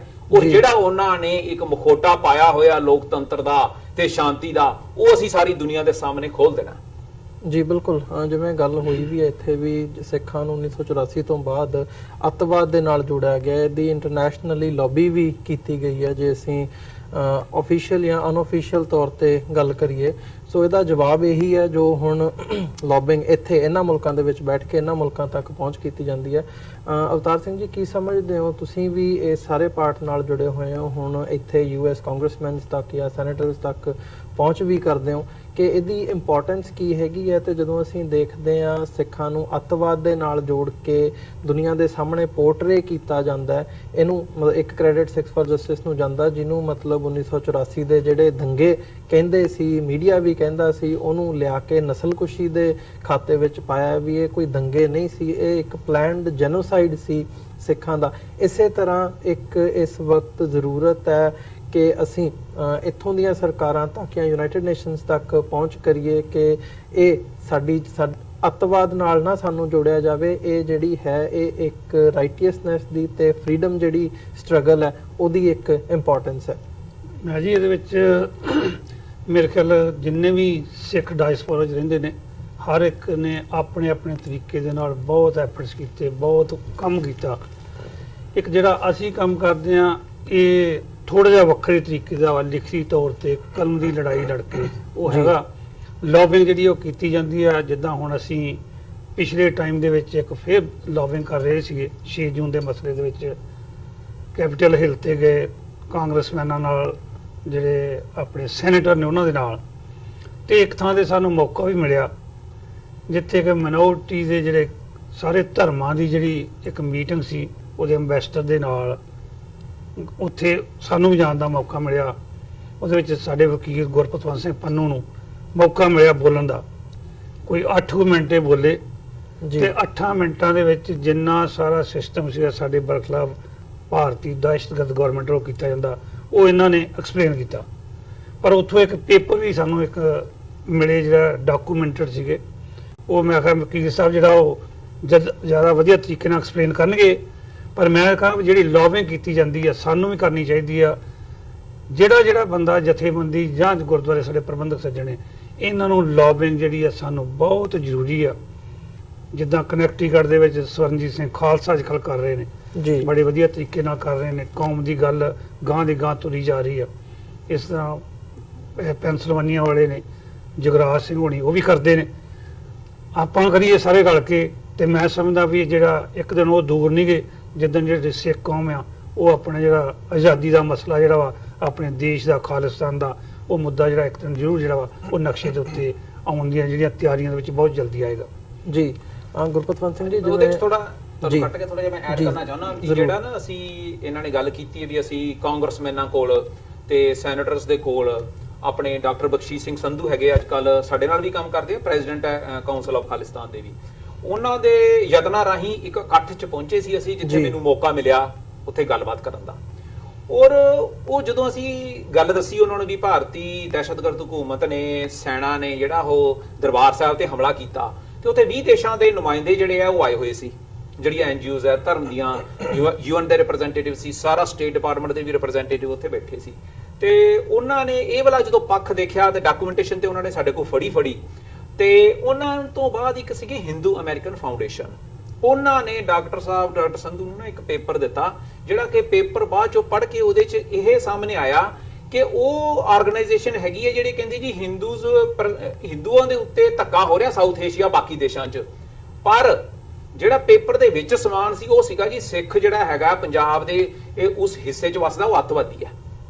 ਇਹ ਹੁਣ ਉਹਦੇ 'ਚ ਫੁੱਲ ਡਾਕੂਮੈਂਟਡ ਸੀ ਡਾਕਟਰ ਸਾਹਿਬ ਕਿ ਜਿਹੜੀ ਉਹ ਉੱਥੇ ਬੈਠੇ ਲਾਬੀ ਕਰਦੇ ਪਏ ਆ ਅੱਜ ਦੀ ਤਰੀਕ 'ਚ, 35 ਵਰੇ ਪਹਿਲਾਂ ਵੀ ਗੱਲ ਕਰਦੇ ਪਏ ਵੀ ਹਿੰਦੂਆਂ ਨੂੰ ਸਾਊਥ ਏਸ਼ੀਆ 'ਚ ਮੁਸ਼ਕਲ ਹੈ, ਪਰ ਡਾਕੂਮੈਂਟ ਇਕੱਠੀ ਕੀਤੀ ਹੋਈ ਵੀ ਜਿਹੜਾ ਸਿੱਖ ਪੰਜਾਬ 'ਚ ਵਸਦਾ ਹੈ ਔਰ ਬਕਾਇਦਾ ਲਿਖ ਕੇ ਜਿਹੜਾ ਖਾਲਿਸਤਾਨ ਦੀ ਗੱਲ ਕਰਦਾ ਨਾਲੇ ਪਿਓਰ ਆਫ ਲੈਂਡ ਲਿਖਿਆ, ਉਹ ਅੱਤਵਾਦੀ ਹੈ ਜੀ। ਔਰ ਇਹਨਾਂ ਨੇ ਪਿਛਲੇ ਸਮੇਂ ਦੇ ਵਿੱਚ ਪੰਜਾਬ ਦੇ ਵਿੱਚ ਕਿੰਨੇ ਜਿਹੜੇ ਆ ਉਹ ਹਿੰਦੂ ਮਾਰੇ ਆ, ਉਹ ਪੂਰੀ ਡਾਕੂਮੈਂਟ ਕਰਕੇ ਉਹ ਲਾਬੀ ਤੁਹਾਡੇ ਉਲਟਾ ਆਲਰੇਡੀ ਵਾਸ਼ਿੰਗਟਨ ਡੀਸੀ 'ਚ ਚੱਲਦੀ ਪਈ ਹੈ। ਉਹਦਾ ਰੱਬ ਵੱਲੋਂ ਅਸੀਂ ਉੱਥੇ ਪਹੁੰਚੇ ਤੇ ਉਹ ਚੀਜ਼ ਅਸੀਂ ਸਾਹਮਣੇ ਵੇਖੀ ਤੇ ਅਸੀਂ ਕਾਂਗਰਸਮੈਨਾਂ ਨੂੰ ਚਿੱਠੀਆਂ ਪਾਈਆਂ, ਸੈਨੇਟਰਸ ਨੂੰ ਪਾਇਆ ਗਏ ਆ, ਔਰ ਉਹਦੇ ਲਈ ਅਸੀਂ ਇੱਕ sikhpetitions.org/us sikhpetitions.org/us ਬਣਾਈ ਹੈ। ਤੁਸੀਂ ਸਿਰਫ ਉਹਦੇ 'ਚ ਆਪਣਾ ਜ਼ਿਪ ਕੋਡ ਭਰਨਾ ਹੈ। ਜ਼ਿਪ ਕੋਡ ਜਦੋਂ ਭਰੋਗੇ ਤੁਹਾਡੇ ਆਪਣੀ ਈਮੇਲ ਦੇ ਰਾਹੀਂ ਉਹ ਇੱਕ ਚਿੱਠੀ ਖੁੱਲ ਜਾਊਗੀ ਜਿਹੜੀ ਕਿ ਤੁਹਾਡੇ ਆਪਣੇ ਲੋਕਲ ਕਾਂਗਰਸਮੈਨ ਨੂੰ ਤੇ ਸੈਨੇਟਰ ਕੋਲ ਜਾਏਗੀ, ਔਰ ਜਿਹਦੇ 'ਚ ਅਸੀਂ ਮੰਗ ਕੀਤੀ ਹੋਈ ਹੈ ਕਿ ਜੋ 35 ਵਰੇ ਪਹਿਲਾਂ ਦਰਬਾਰ ਸਾਹਿਬ ਤੇ ਹਮਲਾ ਹੋਇਆ ਹੈ ਔਰ ਜੋ ਸਿੱਖ ਜਿਹੜੇ ਪਿਲਗ੍ਰਿਮਸ ਹੈ ਸ਼ਰਧਾਲੂ ਉਦੋਂ ਉੱਥੇ ਪਹੁੰਚੇ ਹੋਏ ਸੀ, ਗੁਰੂ ਸਾਹਿਬ ਦੀ ਸ਼ਹਾਦਤ ਦੇ ਉੱਤੇ ਜਿਹੜਾ ਪ੍ਰੋਗਰਾਮ ਸੀ ਉੱਥੇ ਪਹੁੰਚੇ ਸੀ, ਉਹਨਾਂ ਨੂੰ ਮਾਰ ਮੁਕਾਇਆ ਗਿਆ, ਉਹਨੂੰ ਕੰਡੈਮ ਕਰੋ। ਬਿਲਕੁਲ 2 ਪਹਿਰਿਆਂ ਦੀ ਔਰ ਟੂ ਦੀ ਪੁਆਇੰਟ ਜਿਹੜੀ ਆ ਉਹ ਪਟੀਸ਼ਨ ਅਸੀਂ ਉਦੋਂ ਤੋਂ ਲਗਾਤਾਰ ਅਮਰੀਕਾ 'ਚ, ਕੈਨੇਡਾ 'ਚ, ਫਿਰ ਯੂਕੇ 'ਚ, ਆਸਟ੍ਰੇਲੀਆ 'ਚ ਤੇ ਯੂਐਨ ਦੇ ਵਿੱਚ ਉਹ ਅਸੀਂ ਜਿਹੜੀ ਆ ਉਹ ਸ਼ੁਰੂ ਕੀਤੀ ਹੋਈ ਹੈ ਜੀ। ਮੈਂ ਇਹਦੇ 'ਚ ਵੀ ਐਡ ਕਰ ਰਿਹਾ, ਇਹਨਾਂ ਨੇ ਹਿੰਦੂ ਫਾਊਂਡੇਸ਼ਨ ਦਾ ਜ਼ਿਕਰ ਕੀਤਾ ਹੈ। 2017 ਚ United States commission on international religious freedom ਦੀ ਜਿਹੜੀ ਰਿਪੋਰਟ ਹੈ ਉਹ ਡਾਕਟਰ ਆਈ.ਕੇ. ਚੀਮਾ ਨੇ ਲਿਖੀ ਸੀ, ਇਕਦਾਰ ਕਰਾਮਤ ਚੀਮਾ ਨੇ। ਹਿੰਦੂ ਫਾਊਂਡੇਸ਼ਨ ਨੇ ਫੁੱਲ ਫਲੈਜਡ ਲੌਬੀ ਉਹਨਾਂ ਦੇ ਖਿਲਾਫ ਕੀਤੀ। ਉਹਨਾਂ ਨੂੰ ਲਿਖਿਆ ਕਿ ਜੀ ਇਹ ਤਾਂ ਖਾਲਿਸਤਾਨ ਦੀਆਂ ਰੈਲੀਆਂ 'ਚ ਜਾਂਦੇ ਨੇ, ਖਾਲਿਸਤਾਨੀ ਨੇ ਫੁੱਲ ਇਨਵੈਸਟੀਗੇਸ਼ਨ ਤਾਂ ਕਿ ਉਸ ਰਿਪੋਰਟ ਦੀ ਕ੍ਰੈਡੀਬਿਲਿਟੀ ਨੂੰ ਵੀ ਜਿਹੜਾ ਚੈਲੰਜ ਕੀਤਾ ਜਾਏ। ਸੋ ਜਿਵੇਂ ਗੁਰਪਤਵੰਤ ਹੋਰਾਂ ਨੇ ਕਿਹਾ, ਇਹ ਕੋਈ ਹੁਣ ਨਹੀਂ ਆਇਆ, ਪਿਛਲੇ 35 ਸਾਲ ਤੋਂ ਹੀ ਇਹੀ ਲੌਬੀ ਜਿਹੜੀ ਕਿ ਲਗਾਤਾਰਤਾ ਨਾਲ ਜਿਹੜੇ ਕਾਂਗਰਸਮੈਨ ਸਿੱਖਾਂ ਦੇ ਲਈ ਹਾਂ ਦਾ ਨਾਰਾ ਮਾਰਦੇ ਸੀ ਜੀ, ਉਹਨਾਂ ਨੂੰ ਹਰਾਉਣ ਦੇ ਲਈ ਵੀ, ਔਰ ਇਸ ਤੋਂ ਇਲਾਵਾ ਕਿਸ ਤਰੀਕੇ ਨਾਲ ਇਹਨਾਂ ਨੇ ਆਪਣੇ ਇਸ ਕਿਸਮ ਦੇ ਟੁਚੇ ਲੋਕ ਵੀ ਖੜੇ ਕੀਤੇ ਹੋਏ ਨੇ ਵਿਦਨ ਕਾਂਗਰਸ ਵੀ, ਜਿਹੜੇ ਕਿ ਇੰਡੋਫਾਈਲ ਨੇ, ਜਿਹੜੇ ਕਿ ਕਿਤੇ ਵੀ ਜਦੋਂ ਇੰਡੀਆ ਤੇ ਹੁੰਦਾ ਉਹ ਇਵੇਂ ਡਿਫੈਂਡ ਕਰਦੇ ਨੇ ਜਿਵੇਂ ਅਮਰੀਕਾ ਉਹਨਾਂ ਦਾ ਮੁਲਕ ਨਾ ਹੋਏ, ਇੰਡੀਆ ਹੋਏ। ਸੋ ਮੈਂ ਸਮਝਦਾ ਵੀ ਲੌਬੀ ਦਾ ਜਵਾਬ ਲੌਬੀ ਹੈ। ਅਸੀਂ ਘਰ 'ਚ ਬਹਿ ਕੇ ਕਹੀਏ ਸਾਡੇ ਨਾਲ ਧੱਕਾ ਹੋਇਆ ਹੈ, ਠੀਕ ਹੈ, ਰੱਬ ਦੀ ਦਰਗਾਹ 'ਚ ਸੱਚ ਤੇ ਕੂੜ ਦਾ ਫੈਸਲਾ ਹੁੰਦਾ ਹੈ, ਪਰ ਜਦੋਂ ਅਸੀਂ ਇਦਾਂ ਦੇ ਪੋਲੀਟੀਕਲ ਸਿਸਟਮ ਦੇ ਵਿੱਚ ਦੇਖਦੇ ਹਾਂ ਤੇ ਉੱਥੇ ਝੂਠ ਨੂੰ ਚੈਲੰਜ ਕਰਨ ਦੇ ਲਈ ਤੁਹਾਨੂੰ ਤੱਥਾਂ ਦੇ ਨਾਲ ਕਨਫਰੰਟ ਕਰਨਾ ਪੈਂਦਾ ਹੈ। ਲੌਬੀ ਜਾਂ ਲਾਮਬੰਦੀ ਲਫ਼ਜ਼ ਇਹੀ ਨੇ ਜਿਹਦੇ 'ਚ ਕਿ ਅਸੀਂ ਜਾ ਕੇ ਦੱਸਦੇ ਹਾਂ ਕਿ ਸਾਡਾ ਸਾਈਡ ਆਫ ਦਾ ਸਟੋਰੀ ਕੀ ਹੈ, ਔਰ ਜ਼ਾਹਰ ਹੈ ਕਿ ਅਸੀਂ ਵਿਕਟਮ ਹੈ ਸਟੇਟ ਦੇ ਟੈਰਰ ਦੇ ਵੀ, ਔਰ ਇਸ ਤੋਂ ਇਲਾਵਾ ਸਾਨੂੰ ਵਿਕਟਮਸ ਨੂੰ ਇਹ ਐਜ਼ ਅ ਟੈਰਰਿਸਟ ਪ੍ਰੋਜੈਕਟ ਕਰਦੇ ਨੇ ਔਰ ਕਾਫੀ ਹੱਦ ਤੱਕ ਕਈ ਥਾਵਾਂ ਦੇ ਉੱਤੇ ਕਾਮਯਾਬ ਵੀ ਹੁੰਦੇ ਨੇ ਕਿਉਂਕਿ ਅਸੀਂ ਬਾਹਰ ਨਿਕਲ ਕੇ ਚੈਲੰਜ ਨਹੀਂ ਕਰਦੇ। ਨਹੀਂ, ਜਿਵੇਂ ਲੌਬੀ ਦੀ ਗੱਲ ਕੀਤੀ ਹੈ ਤੁਸੀਂ, ਇੱਕ ਐਗਜ਼ਾਮਪਲ ਦਿੱਤੀ ਹੈ ਹਿੰਦੂ ਅਮਰੀਕਨ ਫਾਊਂਡੇਸ਼ਨ ਦੀ। ਇਹਦੀ ਜੇ ਕੈਨੇਡਾ ਦੇ ਵਿੱਚ ਵੀ ਦੇਖਣਾ ਹੋਵੇ, ਹੁਣ ਜਿਹੜੀ 2018 ਦੀ ਰਿਪੋਰਟ ਸੀ threat to Canadian threat to ਆਪਣੇ ਟੈਰਰਿਜ਼ਮ ਦਾ ਜਿਹੜਾ ਥ੍ਰੈਟ ਕੈਨੇਡਾ ਨੂੰ ਹੈ, ਉਹਦੇ ਵਿੱਚ ਸਿੱਖ ਐਕਸਟ੍ਰੀਮਿਜ਼ਮ ਸ਼ਬਦ ਦੀ ਜਿਹੜੀ ਵਰਤੋਂ ਕੀਤੀ ਗਈ ਹੈ, ਉਹ ਲੌਬਿੰਗ ਤੋਂ ਬਾਅਦ ਜਦੋਂ ਸਿੱਖਾਂ ਨੇ ਉਹਦਾ ਜਵਾਬ ਦਿੱਤਾ ਤੇ ਵਾਪਸ ਜ਼ਰੂਰ ਹੋਇਆ। ਪਰ ਇਹਦਾ ਬੈਕਗ੍ਰਾਉਂਡ ਕੀ ਹੈ ਜਾਂ ਕਿਸ ਹਿਸਾਬ ਨਾਲ ਇਹ ਲੌਬੀ ਕੀਤੀ ਜਾਂਦੀ ਹੈ, ਅਮਰੀਕਾ 'ਚ ਹੋਵੇ, ਕੈਨੇਡਾ 'ਚ ਹੋਵੇ, ਇੰਗਲੈਂਡ 'ਚ ਹੋਵੇ, ਤੇ ਕੀ ਇਹ ਮਤਲਬ ਅੱਤਵਾਦ ਦੇ ਨਾਲ ਜੋੜ ਕੇ ਜਿਹੜਾ ਪੇਸ਼ ਕਰਨਾ, ਇਹ ਕੀ ਮਾਇਨੇ ਕੀ ਰੱਖਦਾ ਇਹ? ਦੇਖੋ, ਇਸ ਰਿਪੋਰਟ ਦੇ ਆਉਣ ਤੋਂ ਪਹਿਲਾਂ ਕੈਨੇਡਾ ਦਾ ਤੁਸੀਂ ਦੇਖੋ, ਜਸਟਿਨ ਟਰੂਡੋ ਦੀ ਪੰਜਾਬ ਫੇਰੀ ਮੈਂ ਕਹਾਂਗਾ, ਕਿਉਂਕਿ ਭਾਰਤ ਨੇ ਤਾਂ ਉਹਨੂੰ ਪਹਿਲੇ ਦਿਨ ਤੋਂ ਹੀ ਡਿਸਓਨ ਕੀਤਾ ਸੀ। ਔਰ ਜਿਸ ਐਗਰੈਸਿਵ ਮੋਡ ਦੇ ਵਿੱਚ ਭਾਰਤ ਦੇ ਵਿੱਚ ਜਸਟਿਨ ਟਰੂਡੋ ਦਾ ਵਿਰੋਧ ਹੋਇਆ, ਬਾਹਰ ਜਿਵੇਂ ਉਹਨਾਂ ਨੇ ਆਪਣਾ ਜਿਹੜਾ ਜ਼ਰ ਖਰੀਦ ਮੀਡੀਆ ਦੇ ਕਾਲਮਨਿਸਟ ਨੇ ਉਹਨਾਂ ਰਾਹੀਂ ਵਾਸ਼ਿੰਗਟਨ ਪੋਸਟ ਹੋਏ, ਨਿਊਯਾਰਕ ਟਾਈਮਜ਼ ਹੋਏ, ਗਲੋਬ ਐਂਡ ਮੇਲ ਹੋਏ, ਈਵਨ ਆਸਟ੍ਰੇਲੀਆ ਦੇ ਨਿਊਜ਼ਪੇਪਰਸ ਹੋਣ, ਉਹਨਾਂ 'ਚ ਸਟੋਰੀਜ਼ ਪਲਾਂਟ ਕਰਵਾਈਆਂ ਸਿੱਖਾਂ ਦੇ ਖਿਲਾਫ। ਹੁਣ ਜੇ ਤਾਂ ਜਿਹੜੇ ਸਿੱਖ ਪੋਲੀਟੀਸ਼ੀਅਨ ਵੀ ਨੇ ਕੈਨੇਡਾ ਦੇ ਐਮਪੀ ਜਾਂ ਜਿਨ੍ਹਾਂ ਨੂੰ ਅਸੀਂ 16-17 ਦੀ ਗਿਣਤੀ ਕਹਿੰਦੇ ਹਾਂ ਜੀ, ਜੇ ਤਾਂ ਉਹ ਐਗਰੈਸਿਵ ਮੋਡ ਦੇ ਵਿੱਚ ਹੀ ਚੈਲੰਜ ਕਰਦੇ ਜਾਂ ਜਸਟਿਨ ਟਰੂਡੋ ਦੀ ਹਕੂਮਤ ਕਰਦੀ, ਫਿਰ ਕਹਾਣੀ ਡਿਫਰੈਂਟ ਹੋਣੀ ਸੀ। ਸੋ ਉਹਨਾਂ ਨੇ ਵੀ ਇਹ ਹਿਸਾਬ ਕਿਤਾਬ ਕੀ ਲਾਇਆ, ਉਹਨਾਂ ਨੇ ਵੀ ਸਿੱਖਾਂ ਨੂੰ ਲੈਟ ਡਾਊਨ ਕਰਨ ਦਾ ਹੀ ਫੈਸਲਾ ਕੀਤਾ। ਉਹ ਬਿਲਕੁਲ ਆਪਣੇ ਕੋਕੂਨ 'ਚ ਵੜ ਗਏ ਔਰ ਨਤੀਜਾ ਸੀ ਕਿ ਕੈਨੇਡੀਅਨ ਸਿਕਿਉਰਿਟੀ ਏਜੰਸੀਜ਼ ਨੇ ਵੀ ਬਜਾਏ ਕਿ ਇੰਡੀਅਨ ਗਵਰਨਮੈਂਟ ਜਾਂ ਹਿੰਦੂਤਵਾਦੀ ਦਹਿਸ਼ਤਗਰਦੀ ਨੂੰ ਹਾਈਲਾਈਟ ਕਰਦੇ, ਉਹਨਾਂ ਨੇ ਸਿੱਖਾਂ ਨੂੰ ਟਾਰਗੇਟ ਕਰਨ ਦੇ ਲਈ ਸਿੱਖ ਔਰ ਖਾਲਿਸਤਾਨੀ ਸ਼ਬਦ ਐਕਸਟ੍ਰੀਮਿਜ਼ਮ ਔਰ ਟੈਰਰਿਜ਼ਮ ਨਾਲ ਜੋੜੇ। ਔਰ ਅਗੇਨ ਜੇ ਲੌਬਿੰਗ ਦੀ ਇੰਪੋਰਟੈਂਸ ਦੇਖਣੀ ਹੈ ਕਿ ਇਸ ਜੋਲਟ ਤੋਂ ਬਾਅਦ ਕੈਨੇਡਾ ਦੇ ਸਿੱਖ ਜਾਗੇ, ਕਾਮਨ ਸਿੱਖ ਨੌਜਵਾਨਾਂ ਨੇ, ਉੱਥੋਂ ਦੀਆਂ ਆਰਗੇਨਾਈਜੇਸ਼ਨਸ ਨੇ ਡੇ ਐਂਡ ਨਾਈਟ ਲੌਬੀ ਕਰਕੇ ਜਦੋਂ ਗੱਲ ਫਿਰ ਖਾਲਸਾ ਸਾਜਨਾ ਦਿਵਸ ਦੇ ਨਗਰ ਕੀਰਤਨਾਂ ਤੱਕ ਪਹੁੰਚੀ ਔਰ ਸਟ੍ਰੇਟ ਲਾਈਨ ਖਿੱਚ ਦਿੱਤੀ ਗਈ ਕਿ ਤੁਸੀਂ ਤਾਂ ਹੀ ਇਹਦੇ 'ਚ ਸ਼ਾਮਲ ਹੋ ਸਕਦੇ ਹੋ, ਤੁਹਾਨੂੰ ਤਾਂ ਹੀ ਵੈਲਕਮ ਕਿਹਾ ਜਾਏਗਾ ਜੇ ਤੁਸੀਂ ਰਿਪੋਰਟ ਦੇ ਵਿੱਚੋਂ ਇਹ ਲਫ਼ਜ਼ ਕੱਢ ਦਿਓ। ਹਾਲਾਂ ਲਫ਼ਜ਼ਾਂ ਦਾ ਮਤਲਬ ਨਹੀਂ ਬਦਲਿਆ ਹੈ, ਜੇ ਤੁਸੀਂ ਕੁੱਲ ਮਿਲਾ ਕੇ ਸੈਂਟੈਂਸਸ ਦੇਖੋ ਤੇ ਉਹਨੂੰ ਕੋਈ ਅਸੀਂ ਯੂਨੀਕ ਵਿਕਟਰੀ ਨਹੀਂ ਕਹਿ ਸਕਦੇ। ਪਰ ਇਹਨੇ ਇੱਕ ਗੱਲ ਜ਼ਰੂਰ ਸਾਬਤ ਕੀਤੀ ਕਿ ਜਿਹੜੀ ਲੌਬੀ ਹੈ ਉਹ ਆਪਣਾ ਪ੍ਰਭਾਵ ਰੱਖਦੀ ਹੈ। ਔਰ ਕੈਨੇਡਾ 'ਚ ਅਸੀਂ ਸਮਝਦੇ ਹਾਂ ਕਿ ਸਿੱਖਾਂ ਨੇ ਲਾਸਟ ਮਿਨਟ ਕੀਤਾ, ਪਰ ਸਾਨੂੰ ਬਜਾਏ ਕਿ ਅਸੀਂ ਹਰ ਵਾਰ ਰਿਐਕਟਿਵ ਅਪਰੋਚ ਰੱਖਣ ਦੇ, ਅਸੀਂ ਕਿਉਂ ਨਹੀਂ ਪ੍ਰੋਐਕਟਿਵ ਲੌਬੀ ਕਰਦੇ ਕਿ ਭਾਈ Khalistan right of self determination ਸਾਡਾ ਹੱਕ ਹੈ ਤੇ ਸਾਡੇ ਨਾਲ ਖਲੋਵੋ, ਅਸੀਂ ਕੋਈ ਯੂਐਨ ਚਾਰਟਰ ਨੂੰ ਵਾਇਲੇਟ ਨਹੀਂ ਕਰਦੇ, ਅਸੀਂ ਕੋਈ ਇੰਟਰਨੈਸ਼ਨਲ ਲਾਅ ਨੂੰ ਨਹੀਂ ਕਰਦੇ। ਸੋ ਮੈਂ ਸਮਝਦਾ ਵੀ ਗੱਲ ਹੁਣ ਹਿਊਮਨ ਰਾਈਟਸ ਤੋਂ ਕਾਫੀ ਅੱਗੇ ਨਿਕਲ ਗਈ ਹੈ, ਰਿਪੋਰਟਾਂ ਤੋਂ ਵੀ ਅੱਗੇ ਨਿਕਲ ਗਈ ਹੈ ਔਰ ਸਾਨੂੰ ਪਲੇਨ ਤਰੀਕੇ ਦੇ ਨਾਲ ਆਪਣੇ ਕੌਮੀ ਘਰ ਖਾਲਿਸਤਾਨ ਦੇ ਲਈ ਲੌਬੀ ਕਰਨ ਦੀ ਲੋੜ ਹੈ। ਡਾਕਟਰ ਸਾਹਿਬ, ਉਹਦੇ 'ਚ ਇਹ ਗੱਲ ਜ਼ਰੂਰੀ ਹੈ ਦੇਖਣੀ ਕਿ ਉਹ 16-17 ਜਿਹੜੇ ਮੈਂਬਰ ਪਾਰਲੀਮੈਂਟ ਹੈ, ਕਿਉਂਕਿ ਅਸੀਂ ਸਟਾਰਟ ਦੇ ਵਿੱਚ ਲੱਗੇ ਸੀ ਉਹ ਸ਼ੁਰੂ ਕਰਨ, ਪਰ ਉੱਥੇ ਜਿਹੜੀਆਂ ਗੁਰਦੁਆਰਾ ਕਮੇਟੀਆਂ ਹੈਗੀਆਂ ਉਹਨਾਂ ਨੇ ਕਿਹਾ ਜੀ ਅਸੀਂ ਇਸ ਨੂੰ ਲੀਡ ਕਰਦੇ ਪਏ ਹਾਂ। ਜਦੋਂ ਕੋਈ ਹੋਰ ਲੀਡ ਕਰੇ ਅਸੀਂ ਥੋੜੀ ਦੇਰ ਚੁੱਪ ਕਰ ਜਾਈਦਾ। ਇਹ ਦਸੰਬਰ ਦੀ ਗੱਲ ਹੈ। ਜਦੋਂ ਅਸੀਂ ਮਾਰਚ ਦੇ ਵਿੱਚ ਉੱਥੇ ਆਪਣੀ ਰੈਫਰੈਂਡਮ ਦੀ ਕਾਨਫਰੰਸ ਕਰਨ ਪਹੁੰਚੇ ਤੇ ਜਾਂਦਿਆਂ ਹੀ ਸਿੱਖ ਸੰਗਤ ਨੇ ਤੇ ਜਿਹੜੇ ਦੂਜੇ ਸੱਜਣ ਉਹਨਾਂ ਨੇ ਕਿਹਾ ਜੀ ਤੁਸੀਂ ਹੁਣ ਅੱਜ ਫਿਰ ਦੁਬਾਰਾ ਆ ਗਏ ਹੋ ਸਾਡੇ ਕੋਲ ਰੈਲੀ ਆਰਗੇਨਾਈਜ਼ ਕਰਾਉਣ ਵਾਸਤੇ, ਤੇ ਤੁਹਾਡਾ ਜਵਾਬ ਕੀ ਹੈ ਜਿਹੜਾ ਸਿੱਖ ਦੇ ਉੱਤੇ ਹੈਗਾ? ਤੇ ਉੱਥੇ ਇਹ ਉਹਨਾਂ ਨੂੰ ਕਲੀਅਰ ਦੱਸਿਆ ਗਿਆ ਵੀ ਸਾਨੂੰ ਕਿਹਾ ਗਿਆ ਸੀ ਤੁਸੀਂ ਇੰਟਰਵੀਨ ਨਹੀਂ ਕਰਨਾ, ਪਰ 24 ਆਵਰ ਦੇ ਵਿੱਚ ਸਾਨੂੰ ਇੰਟਰਵੀਨ ਕਰਨਾ ਪਿਆ ਔਰ ਲੌਬੀ ਫਰਮ ਅਸੀਂ ਹਾਇਰ ਕੀਤੀ, ਬਕਾਇਦਾ ਮੀਡੀਆ ਫਰਮ ਅਸੀਂ ਹਾਇਰ ਕੀਤੀ। ਉਹਦਾ ਨਤੀਜਾ ਤੁਸੀਂ 3 ਦਿਨਾਂ 'ਚ ਦੇਖ ਸਕਦੇ ਹੋ। ਜਿਹੜੀ ਪਿਛਲੇ 3 ਮਹੀਨਿਆਂ ਤੋਂ ਗੱਲ ਜਿਹੜੀ ਸਿੱਖ ਐਕਸਟ੍ਰੀਮਿਸਟ ਦੀ ਰੁਕ ਕੇ ਤੇ ਗੱਲਾਂ ਬਾਤਾਂ ਹੀ ਚੱਲ ਰਹੀਆਂ ਸੀ, ਕਦੀ 250 ਦੀ ਮੀਟਿੰਗ ਹੋ ਗਈ, ਕਦੀ 300 ਦੀ ਮੀਟਿੰਗ ਹੋ ਗਈ, ਤੁਹਾਡੀ ਮੀਟਿੰਗ ਕਰਾ ਦੇਾਂਗੇ। ਤੇ ਜਿਹੜੇ ਸੱਜਣਾ ਨੇ ਬਾਅਦ ਚੋਂ ਭਾਈ ਮਨਿੰਦਰ ਸਿੰਘ ਨਿੰਦੀ ਹੋਰਾਂ ਨੇ ਇਹ ਫੈਸਲਾ ਲਿਆ, ਉਹਨਾਂ ਨੂੰ ਕਹਿੰਦੇ ਇਹੋ ਜਿਹੇ ਬੰਦੇ ਜੀ ਮੀਟਿੰਗ 'ਚ ਨਹੀਂ ਆ ਸਕਦੇ। ਇਹ ਅਸਲੀਅਤ ਹੈ ਉਹਨਾਂ ਦੇ ਉਹ ਮੈਂਬਰ ਪਾਰਲੀਮੈਂਟਾਂ ਦੀ। ਜਿਹੜੇ ਫੈਸਲਾ ਕਰਨ ਵਾਲੇ ਹੁੰਦੇ ਉਹਨਾਂ ਨੂੰ ਮੀਟਿੰਗ 'ਚ ਜਾਣ ਨਹੀਂ ਦਿੰਦੇ, ਫਿਰ ਉਹ ਮੁੜ ਕੇ ਆਪ ਹੀ ਫੈਸਲਾ ਕਰ ਲੈਂਦੇ ਆ। ਉਸ ਫੈਸਲੇ ਤੋਂ ਬਾਅਦ ਇਹ ਗੱਲ ਜਿਹੜੀ ਹੈ ਸਿੱਖ ਐਕਸਟ੍ਰੀਮਿਸਟ ਦੀ ਬਾਹਰ ਨਿਕਲੀ। ਨਾ ਤੇ 16-17 ਜਿਹੜੇ ਹੈਗੇ ਆ ਉਹ ਆਪਣੇ ਆਪ ਨੂੰ ਸਿੱਖ ਜ਼ਰੂਰ ਕਹਾ ਸਕਦੇ ਆ, ਪਰ ਕਿਸੇ ਵੀ ਸਿੱਖ ਕਾਜ਼ ਤੇ ਉਹ ਖੜੇ ਨਹੀਂ ਹੋਏ। ਔਰ ਉਹਨਾਂ ਦੀ ਮੈਂ ਤੁਹਾਡੇ ਵੀ ਚੈਨਲ ਤੇ ਦੱਸਣਾ ਚਾਹੁੰਦਾ ਔਰ ਉੱਥੇ ਵੀ ਜਾਣਾ ਚਾਹੁੰਦਾ, ਅਸੀਂ 3 ਮਹੀਨੇ ਇਸ ਤੋਂ ਬਾਅਦ ਉੱਥੇ ਹੀ ਲਾਉਣੇ ਆ, ਕਿਉਂਕਿ ਉੱਥੇ ਹੋਣਾ ਨਹੀਂ ਇਲੈਕਸ਼ਨ ਆ। ਇਹ 2010 'ਚ ਵੀ ਅਸੀਂ ਲਾਏ ਸੀ ਕਿ ਜਾਂ ਤੁਸੀਂ ਕੈਨੇਡੀਅਨ, ਅਸੀਂ ਕੈਨੇਡੀਅਨ ਹੈਗੇ ਆ, ਸਾਡਾ ਹੱਕ ਹੈਗਾ ਬੋਲਣ ਦੇ ਉੱਤੇ ਜੀ ਖਾਲਿਸਤਾਨ ਸਾਡਾ ਹੱਕ ਹੈ, ਰਾਈਟ ਟੂ ਸੈਲਫ ਡਿਟਰਮੀਨੇਸ਼ਨ ਹੈਗਾ ਕਿ ਨਹੀਂ ਹੈਗਾ। ਔਰ ਦੂਜੇ ਪਾਸੇ ਹਿੰਦੂ ਆਰਗੇਨਾਈਜੇਸ਼ਨਾਂ ਉੱਥੇ ਲਗਾਤਾਰ ਲਾਬੀ ਕਰਦੀਆਂ, ਉਹਨਾਂ ਦਾ ਇੱਕ ਨਾਮ ਵੀ ਨਹੀਂ ਆਉਂਦਾ।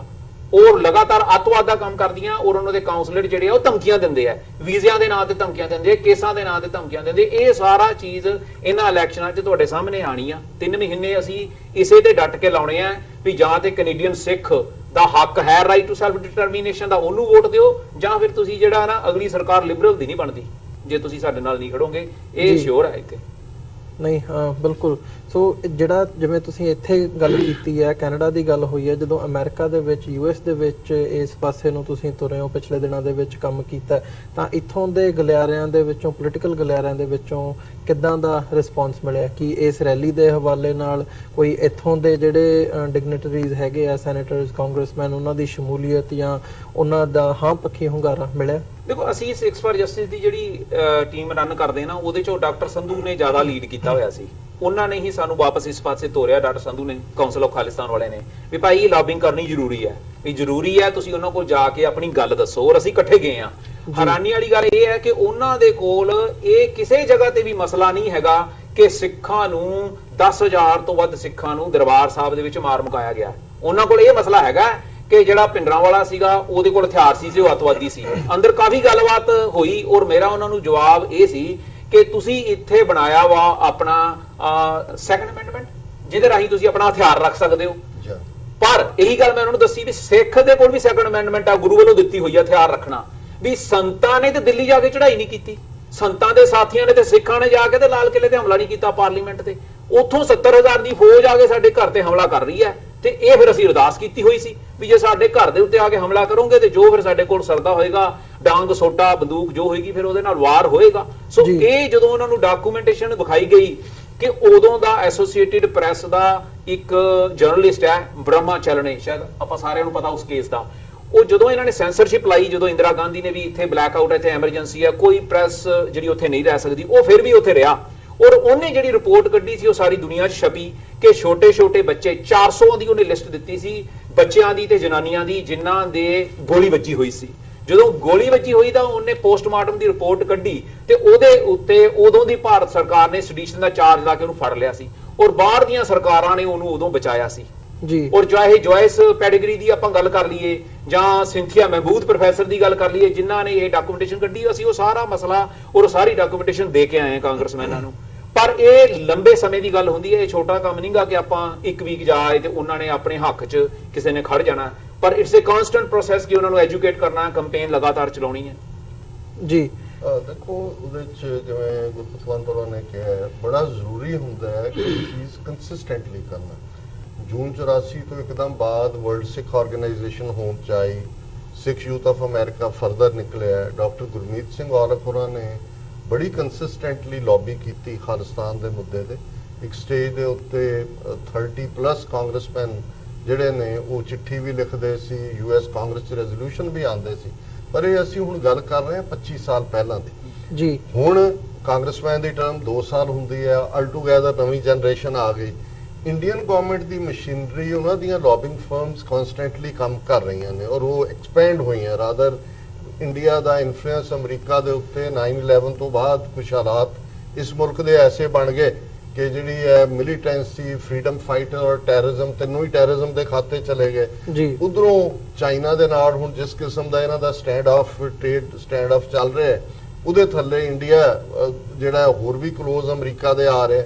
ਸੋ ਇਹਨਾਂ ਹਾਲਾਤਾਂ 'ਚ ਬੇਸ਼ੱਕ ਸਾਡੀ ਆਵਾਜ਼ ਮਾਈਨੋਰਿਟੀ ਦੀ ਆਵਾਜ਼ ਹੈ, ਪਰ ਸਾਨੂੰ ਗੁਰੂ ਸਾਹਿਬਾਨ ਦੇ ਇਸ ਫਰਮਾਨ ਦੇ ਉੱਤੇ ਅਮੰਨਾ ਕਰਨ ਦੀ ਲੋੜ ਹੈ ਕਿ ਸੱਚ ਦਾ ਆਪਣਾ ਭਾਰ ਬੜਾ ਹੁੰਦਾ ਹੈ, ਪਰ ਸੱਚ ਨੂੰ ਬਾਹਰ ਨਿਕਲ ਕੇ ਦੱਸਣਾ ਪੈਂਦਾ। ਸੋ ਮੈਂ ਸਮਝਦਾ ਕਿ ਸਾਨੂੰ ਆਉਣ ਵਾਲੇ ਪੀਰੀਅਡ 'ਚ ਇਹ ਕੋਈ ਇੱਕ ਦਿਨ, ਮਹੀਨਾ, ਸਾਲ ਜਾਂ ਹੋ ਸਕਦਾ ਈਵਨ ਦਹਾਕੇ ਤੱਕ ਦੀ ਗੱਲ ਵੀ ਨਾ ਹੋਏ। ਇਹ ਕੰਸਿਸਟੈਂਟ ਕੰਮ ਚੱਲਦੇ ਨੇ। ਜਦੋਂ ਤੁਸੀਂ ਕੌਮਾਂ ਦੀ ਆਜ਼ਾਦੀ ਦੀ ਗੱਲ ਕਰਦੇ ਹੋ, ਬਾਲਟਿਕ ਸਟੇਟਾਂ ਲਿਥੁਆਨੀਆ, ਲਾਤਵੀਆ, ਐਸਟੋਨੀਆ 1930 ਤੋਂ ਲੈ ਕੇ 1999 ਤੱਕ ਜਾ ਕੇ ਜਦੋਂ ਸੋਵੀਅਤ ਯੂਨੀਅਨ ਟੁੱਟਿਆ, ਉਹਨਾਂ ਨੇ ਆਪਣੇ ਦਫ਼ਤਰ ਵੀ ਖੋਲੇ ਹੋਏ ਸੀ, ਗੱਲ ਵੀ ਚੱਲਦੀ ਸੀ ਯੂਕਰੇਨ 'ਚ ਕੀ ਹੋ ਰਿਹਾ, ਅਰਮੀਨੀਆ 'ਚ ਕੀ ਹੋ ਰਿਹਾ। ਸੋ ਇਹ ਜਦੋਂ ਕੌਮਾਂ ਆਜ਼ਾਦੀ ਦੇ ਰਸਤੇ ਤੇ ਨਿਕਲਦੀਆਂ ਨੇ, ਉਹ ਫਿਰ ਦਿਨ ਮਿੱਥ ਕੇ ਕੰਮ ਨਹੀਂ ਕਰਦੀਆਂ। ਕਿਉਂਕਿ ਇੱਕ ਗੱਲ ਸਿੱਖਾਂ ਨੂੰ ਸਮਝ ਲੈਣੀ ਚਾਹੀਦੀ ਹੈ ਕਿ ਮੁਕੰਮਲ ਆਜ਼ਾਦੀ ਤੋਂ ਬਿਨਾਂ ਭਾਰਤ ਦੇ ਉਸ ਖਿੱਤੇ ਦੇ ਵਿੱਚ ਸਿੱਖ ਕੌਮ ਸਰਵਾਈਵ ਨਹੀਂ ਕਰ ਸਕਦੀ ਔਰ ਇਹ ਸਾਡਾ ਹੱਕ ਬਣਦਾ ਹੈ। ਸੋ ਮੈਂ ਸਮਝਦਾ ਵੀ ਇਹਦੇ ਲਈ ਸਾਨੂੰ ਆਪਣੇ ਬੱਚੇ ਬੱਚੀਆਂ ਨੂੰ ਵੀ ਜਿੱਥੇ ਅਸੀਂ ਡਾਕਟਰ ਇੰਜੀਨੀਅਰ ਬਣਾਉਣ ਦੀ ਦੌੜ ਹੈ, ਉੱਥੇ ਉਹ ਪੋਲੀਟੀਕਲ ਸਾਇੰਸ ਹੋਏ, ਲਾਅ ਪ੍ਰੋਫੈਸ਼ਨ ਹੋਏ, ਜਰਨਲਿਜ਼ਮ ਹੋਏ ਔਰ ਪੋਲੀਟੀਕਲ ਸਿਸਟਮ ਦੇ ਵਿੱਚ ਸ਼ਮੂਲੀਅਤ ਹੋਏ। ਇੱਥੋਂ ਦੇ ਜੀ। ਪੋਲੀਟੀਕਲ ਸਿਸਟਮ 'ਚ ਲਿਆਉਣਾ ਇਹ ਸਾਨੂੰ, ਤਾਂ ਕਿ ਅਸੀਂ ਨੈਕਸਟ ਜਨਰੇਸ਼ਨ ਦੇ ਹੱਥ 'ਚ ਵੀ ਇਹ ਝੰਡਾ ਜਿਹੜਾ ਆਜ਼ਾਦੀ ਦਾ ਇਹ ਫੜਾ ਸਕੀਏ। ਜੀ ਬਿਲਕੁਲ।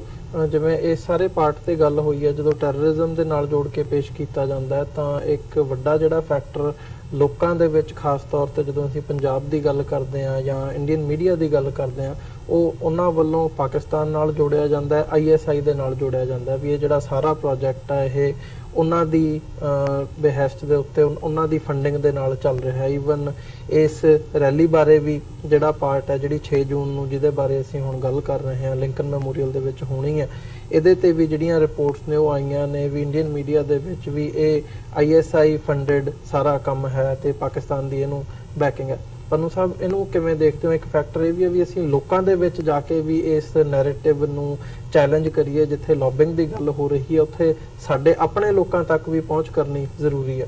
ਬਿਲਕੁਲ ਜੀ। ਜਿਹੜਾ ਵੇਖੋ, ਜਿਹੜਾ ਭਾਰਤੀ ਦਹਿਸ਼ਤਗਰਦ ਮੀਡੀਆ ਨਾ, 500 ਚੈਨਲ TV ਚੱਲਦਾ, ਅਖਬਾਰ ਚੱਲਦੇ ਨੇ, ਉਹਨਾਂ ਕੋ ISI ਦੇ ਨਾਲ ਜੋੜਨ ਤੋਂ ਬਗੈਰ ਮਿਨੋਰਟੀਆਂ ਨੂੰ ਹੋਰ ਉਹਨਾਂ ਦਾ ਕੋਲ ਹੈ ਹੀ ਕੁਝ ਨਹੀਂ। ਅਸੀਂ ਪਿੱਛੇ ਜੇ ਵੀ ਵਕੀਲ ਸਾਹਿਬ ਨੇ ਉਦੋਂ ਗੱਲ ਕੀਤੀ ਸੀ, ਆਪਾਂ ਵੀ ਕਰਦੇ ਹਾਂ, ਆਲਵੇ ਡਾਕਟਰ ਸਾਹਿਬ ਵੀ ਕਰਦੇ ਨੇ। ISI ਵਿਚਾਰਿਆਂ ਨੂੰ, ਉਹਨਾਂ ਨੂੰ ਸਾਨੂੰ ਕੋਈ ਜੋੜਨ, ਸਾਨੂੰ CIA ਨਾਲ ਜੋੜਨਾ, ਕੈਨੇਡਾ ਦੀ ਏਜੰਸੀਆਂ ਨਾਲ ਜੋੜਨ ਜਿੱਥੇ ਆਪਾਂ ਰਹਿੰਦੇ ਆ, ਜਾਂ ਕੈਨੇਡਾ ਦੇ ਨਾਲ ਜੋੜਨ। ਪਰ ਪਤਾ ਨਹੀਂ ਕੀ ਹੈ ਉਹਨਾਂ ਦੇ ਵਿੱਚ ਪ੍ਰੋਬਲਮ ਕੋਈ ਆ। ਉਹਨਾਂ ਨੂੰ ਆਪਣੇ ਗੁਆਂਢੀ ਮੁਲਕ ਦੇ ਨਾਲ ਬਿਨਾਂ ਮਤਲਬ ਤੋਂ, ਸਾਡਾ ਉਹਨਾਂ ਦੇ ਨਾਲ ਕੋਈ ਤਾਲੁਕਾਤ ਨਹੀਂ। ਸਾਡੇ ਭੈਣ ਭਰਾ ਜਿੱਥੇ ਵਸਦੇ ਆ, ਸਾਰੇ ਨਾਲ ਤਾਲੁਕਾਤ ਰੱਖਦੇ ਆ, ਲੀਗਲ ਤਰੀਕੇ ਦੇ ਨਾਲ ਲੀਗਲ ਲੜਾਈ ਲੜ ਰਹੇ ਆ। ਪਰ ਵਿਦਆਊਟ ਰੀਜ਼ਨ ਕਿਸੇ ਤੇ ਜਿਹੜਾ ਇਲਜ਼ਾਮ ਲਾ ਜਾਣਾ, ਪਰ ਉਹਨੂੰ ਪ੍ਰੂਫ ਕਰਨਾ, ਜਿਹੜਾ ਕੈਪਟਨ ਅਮਰਿੰਦਰ ਸਿੰਘ ਦੇ ਕੇਸ ਕੀਤਾ ਜੀ, ਅੱਜ ਤੱਕ ਪ੍ਰੂਫ ਨਹੀਂ ਕਰ ਸਕੇ। ਜੇ ਪ੍ਰੂਫ ਉਹਨਾਂ ਕੋਲ ਡਾਕੂਮੈਂਟਡ ਤਾਂ ਹੀ ਕਰ ਸਕਦੇ ਨਾ।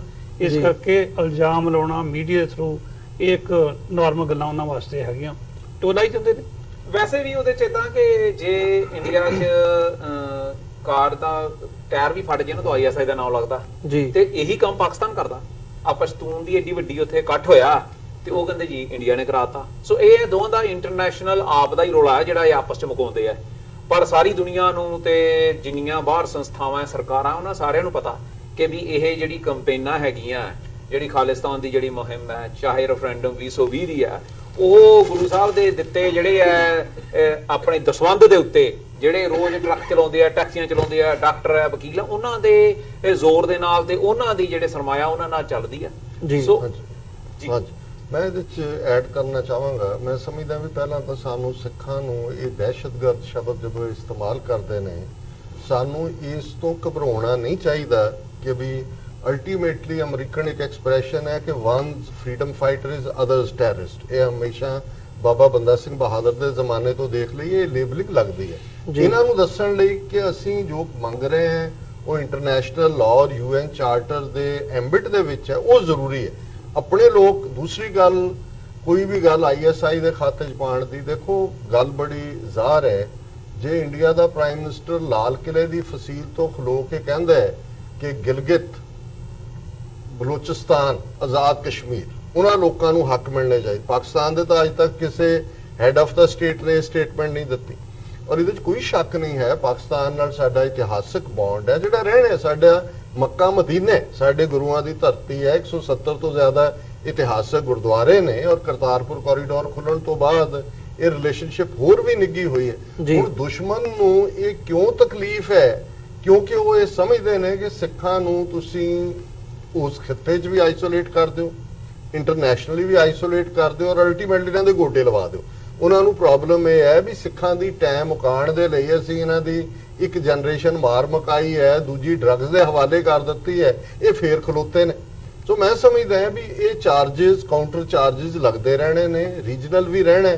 ਸਾਨੂੰ ਇਸ ਗੱਲ ਤੇ ਫੋਕਸ ਕਰਨਾ ਚਾਹੀਦਾ ਜਿਹੜਾ ਭਾਈ ਗੁਰਦਾਸ ਜੀ ਦਾ ਫਰਮਾਨ ਹੈ ਕਿ ਕਿਸ ਉਦਮ ਤੇ ਰਾਜ ਮਿਲੇ, ਸ਼ਤਰੂ ਤੇ ਸਭ ਹੋਵੇ ਮੀਤਾ। ਜਦੋਂ ਤੁਹਾਡੇ ਕੋਲ ਰਾਜ ਆ ਜਾਂਦਾ ਹੈ, ਇਹ ਕਿ ਕੀ ਐਫਰਟ ਕਰੀਏ ਕਿ ਅਸੀਂ ਆਪਣੀ ਸੋਵਰਨਿਟੀ ਲਈਏ। ਜਦੋਂ ਰਾਜ ਆ ਜਾਂਦਾ ਹੈ, ਦੁਸ਼ਮਣ ਜਿਹੜੇ ਨੇ ਉਹ ਮੀਤ ਬਣ ਜਾਂਦੇ ਨੇ, ਉਹ ਦੋਸਤ ਬਣ ਜਾਂਦੇ ਨੇ। ਸੋ ਬਾਕੀ ਇਹਨਾਂ ਦਾ ਪ੍ਰੋਪੇਗੈਂਡਾ ਮੀਡੀਆ ਰਾਹੀਂ ਹੈ, ਅਦਰਵਾਈਜ਼ ਹੈ, ਵਿੱਚ ਉਹਨਾਂ ਨੇ ਏਜੰਟ ਵਾੜੇ ਹੋਏ ਨੇ। ਗੁਰਦੁਆਰਿਆਂ ਜਿਹਨਾਂ ਦਾ ਕਿਸ ਕਿਸਮ ਦਾ ਝਗੜੇ ਕੋ ਮਰਿਆਦਾ ਦੇ ਖੜੇ ਕਰਤੇ, ਇਹਨਾਂ ਤੇ ਸਾਨੂੰ ਧਿਆਨ ਦੇਣ ਦੀ ਜਾਂ ਸਮਾਂ ਬਰਬਾਦ ਕਰਨ ਦੀ ਲੋੜ ਨਹੀਂ ਹੈ। ਸਾਡਾ ਫੋਕਸ ਸਿਰਫ ਤੇ ਸਿਰਫ ਕੌਮੀ ਆਜ਼ਾਦੀ ਔਰ ਆਪਣੀ ਧਰਤੀ ਨੂੰ ਇੰਡੀਅਨ ਆਰਮੀ ਜੈਕ ਬੂਟ ਤੋਂ ਆਜ਼ਾਦ ਕਰਵਾਉਣਾ, ਇਸ ਦੇ ਉੱਤੇ ਫੋਕਸ ਹੋਣਾ ਚਾਹੀਦਾ। ਜੀ ਬਿਲਕੁਲ। ਸੋ ਪੰਨੂ ਸਾਹਿਬ ਤੁਸੀਂ ਕੁਝ ਕਹਿਣਾ ਚਾਹੋਗੇ? ਗੱਲ ਤੁਹਾਡੀ ਵਿੱਚ ਰਹਿ ਗਈ ਸੀ। ਮੈਂ ਤਾਂ ਸਿਰਫ ਇਹ ਦੱਸ ਰਿਹਾ ਸੀ ਵੀ ਜਿਹੜਾ ਇੰਡੀਆ ਦੇ ਕੋਲ ਹੋਰ ਇਸ ਵਕਤ ਸਿੱਖ ਨੂੰ, ਜਿੱਦਾਂ ਤੁਸੀਂ ਦੱਸਿਆ ਸੀ ਵੀ ਉਹ ਟੈਰਰਿਸਟ ਕਿਉਂ ਘੁੰਮਦੇ ਆ, ਜੇ ਦੁਨੀਆ ਦੇ ਵਿੱਚ ਤੁਸੀਂ ਕਿਸੇ ਮੂਵਮੈਂਟ ਨੂੰ ਖਤਮ ਕਰਨਾ, ਸਪੈਸ਼ਲੀ 2001 ਤੋਂ ਬਾਅਦ, ਉਸ ਤੋਂ ਪਹਿਲਾਂ ਵੀ ਇਹ ਲੱਗੇ ਰਹੇ ਆ ਜੀ, ਪਰ ਜੇ ਤੁਸੀਂ ਦੇਖੋ ਵੀ ਤੁਹਾਡੇ ਕੋਲ ਕਾਨੂੰਨੀ ਤੌਰ ਤੇ ਹੱਕ ਹਥਿਆਰਬੰਦ ਸੰਘਰਸ਼ ਕਰਨ ਦਾ ਹੈਗਾ, ਤੁਹਾਡੇ ਕੋਲ ਉਦੋਂ ਵੀ ਹੈਗਾ ਸੀ ਤੇ ਹੁਣ ਵੀ ਹੈਗਾ। ਪਰ ਸਵਾਲ ਇਹ ਉੱਠਦਾ ਕਿ ਤੁਸੀਂ ਅੱਜ ਦੀ ਤਰੀਕ 'ਚ ਹਥਿਆਰਬੰਦ ਸੰਘਰਸ਼ ਕਰਕੇ ਪੰਜਾਬ ਦੇ ਵਿੱਚ ਆਜ਼ਾਦੀ ਵੱਲ ਵੱਧ ਸਕਦੇ ਹੋ? ਕਿਉਂਕਿ ਸਿੰਘਾਂ ਨੇ ਕਰਕੇ ਵੇਖਿਆ ਔਰ ਉਹਨਾਂ ਨੇ ਅਰਦਾਸਾਂ ਕੀਤੀਆਂ ਸੀ ਔਰ ਸ਼ਹਾਦਤਾਂ ਪਾਈਆਂ। ਕੀ ਆਪਾਂ ਬਾਹਰੋਂ ਬੈਠ ਕੇ ਜਿਹੜੇ ਕਹਿੰਦੇ ਜੀ ਅਸੀਂ ਹਥਿਆਰਬੰਦ ਕਰ ਲਈਏ, ਸਭ ਤੋਂ ਪਹਿਲਾਂ ਤਾਂ ਮੈਨੂੰ ਜਾਣਾ ਚਾਹੀਦਾ ਜੇ ਮੈਂ ਹਥਿਆਰਬੰਦ ਕਹਿਣਾ ਤਾਂ, ਜਾਂ ਮੈਂ ਕਲਮ ਦੀ ਗੱਲ ਕਰਦਾ, ਮੈਂ ਬਿਲਕੁਲ ਰਾਜੀ ਹਾਂ। ਸਵੇਰੇ ਅਸੀਂ ਅਰਦਾਸ ਕੀਤੀ ਹੋਈ ਹੈ, ਪੱਕੀ ਗੁਰੂ ਸਾਹਿਬ ਦੀ ਬਖਸ਼ਿਸ਼ ਹੈ। ਸਵੇਰੇ ਤੁਸੀਂ ਰੈਫਰੈਂਡਮ ਦੀ ਗੱਲ ਕਰੋ ਵੀ ਰੈਫਰੈਂਡਮ ਉੱਥੇ ਹੋਣ ਵਾਲਾ, UN ਦੀ ਇੰਟਰਵੈਂਸ਼ਨ ਹੈ, ਸਭ ਤੋਂ ਪਹਿਲਾਂ ਤਾਂ ਤੁਸੀਂ ਮੇਰਾ ਨੂੰ ਦੇਖੋਗੇ ਉੱਥੇ, ਕਿਉਂਕਿ ਜਿਹੜਾ ਬੰਦਾ ਕਹਿੰਦਾ ਜੀ ਅਸੀਂ ਇਹ ਕੰਮ ਕਰਦੇ ਉਹਨੂੰ ਆਪ ਜਾਣਾ ਪਏਗਾ, ਤਾਂ ਉਹ ਡਾਕਟਰ ਸਾਹਿਬ ਨੂੰ ਤੇ ਭਾਈ ਅਵਤਾਰ ਸਿੰਘ ਹੋਰਾਂ ਨੂੰ ਕਹੂਗਾ ਨਾ। ਪਰ ਦੁਨੀਆ ਦੀਆਂ ਸਰਕਾਰਾਂ ਨੂੰ ਕੋਈ ਫਰਕ ਨਹੀਂ ਪੈਂਦਾ, ਤੁਸੀਂ ਹਥਿਆਰਬੰਦ ਸੰਘਰਸ਼ ਲੜ ਲਓ ਜਿੱਦਾਂ ਡਾਕਟਰ ਸਾਹਿਬ ਨੇ ਕਿਹਾ, ਤੇ ਅੱਜ ਤੁਹਾਨੂੰ ਭਾਰਤ ਦੀ ਸਰਕਾਰ ਤਾਂ ਟੈਰਰਿਸਟ ਕਹਿ ਸਕਦੀ ਹੈ, ਦੁਨੀਆ ਦੀਆਂ ਸਰਕਾਰਾਂ ਫਿਰ ਵੀ ਨਹੀਂ ਕਹਿੰਦੀਆਂ।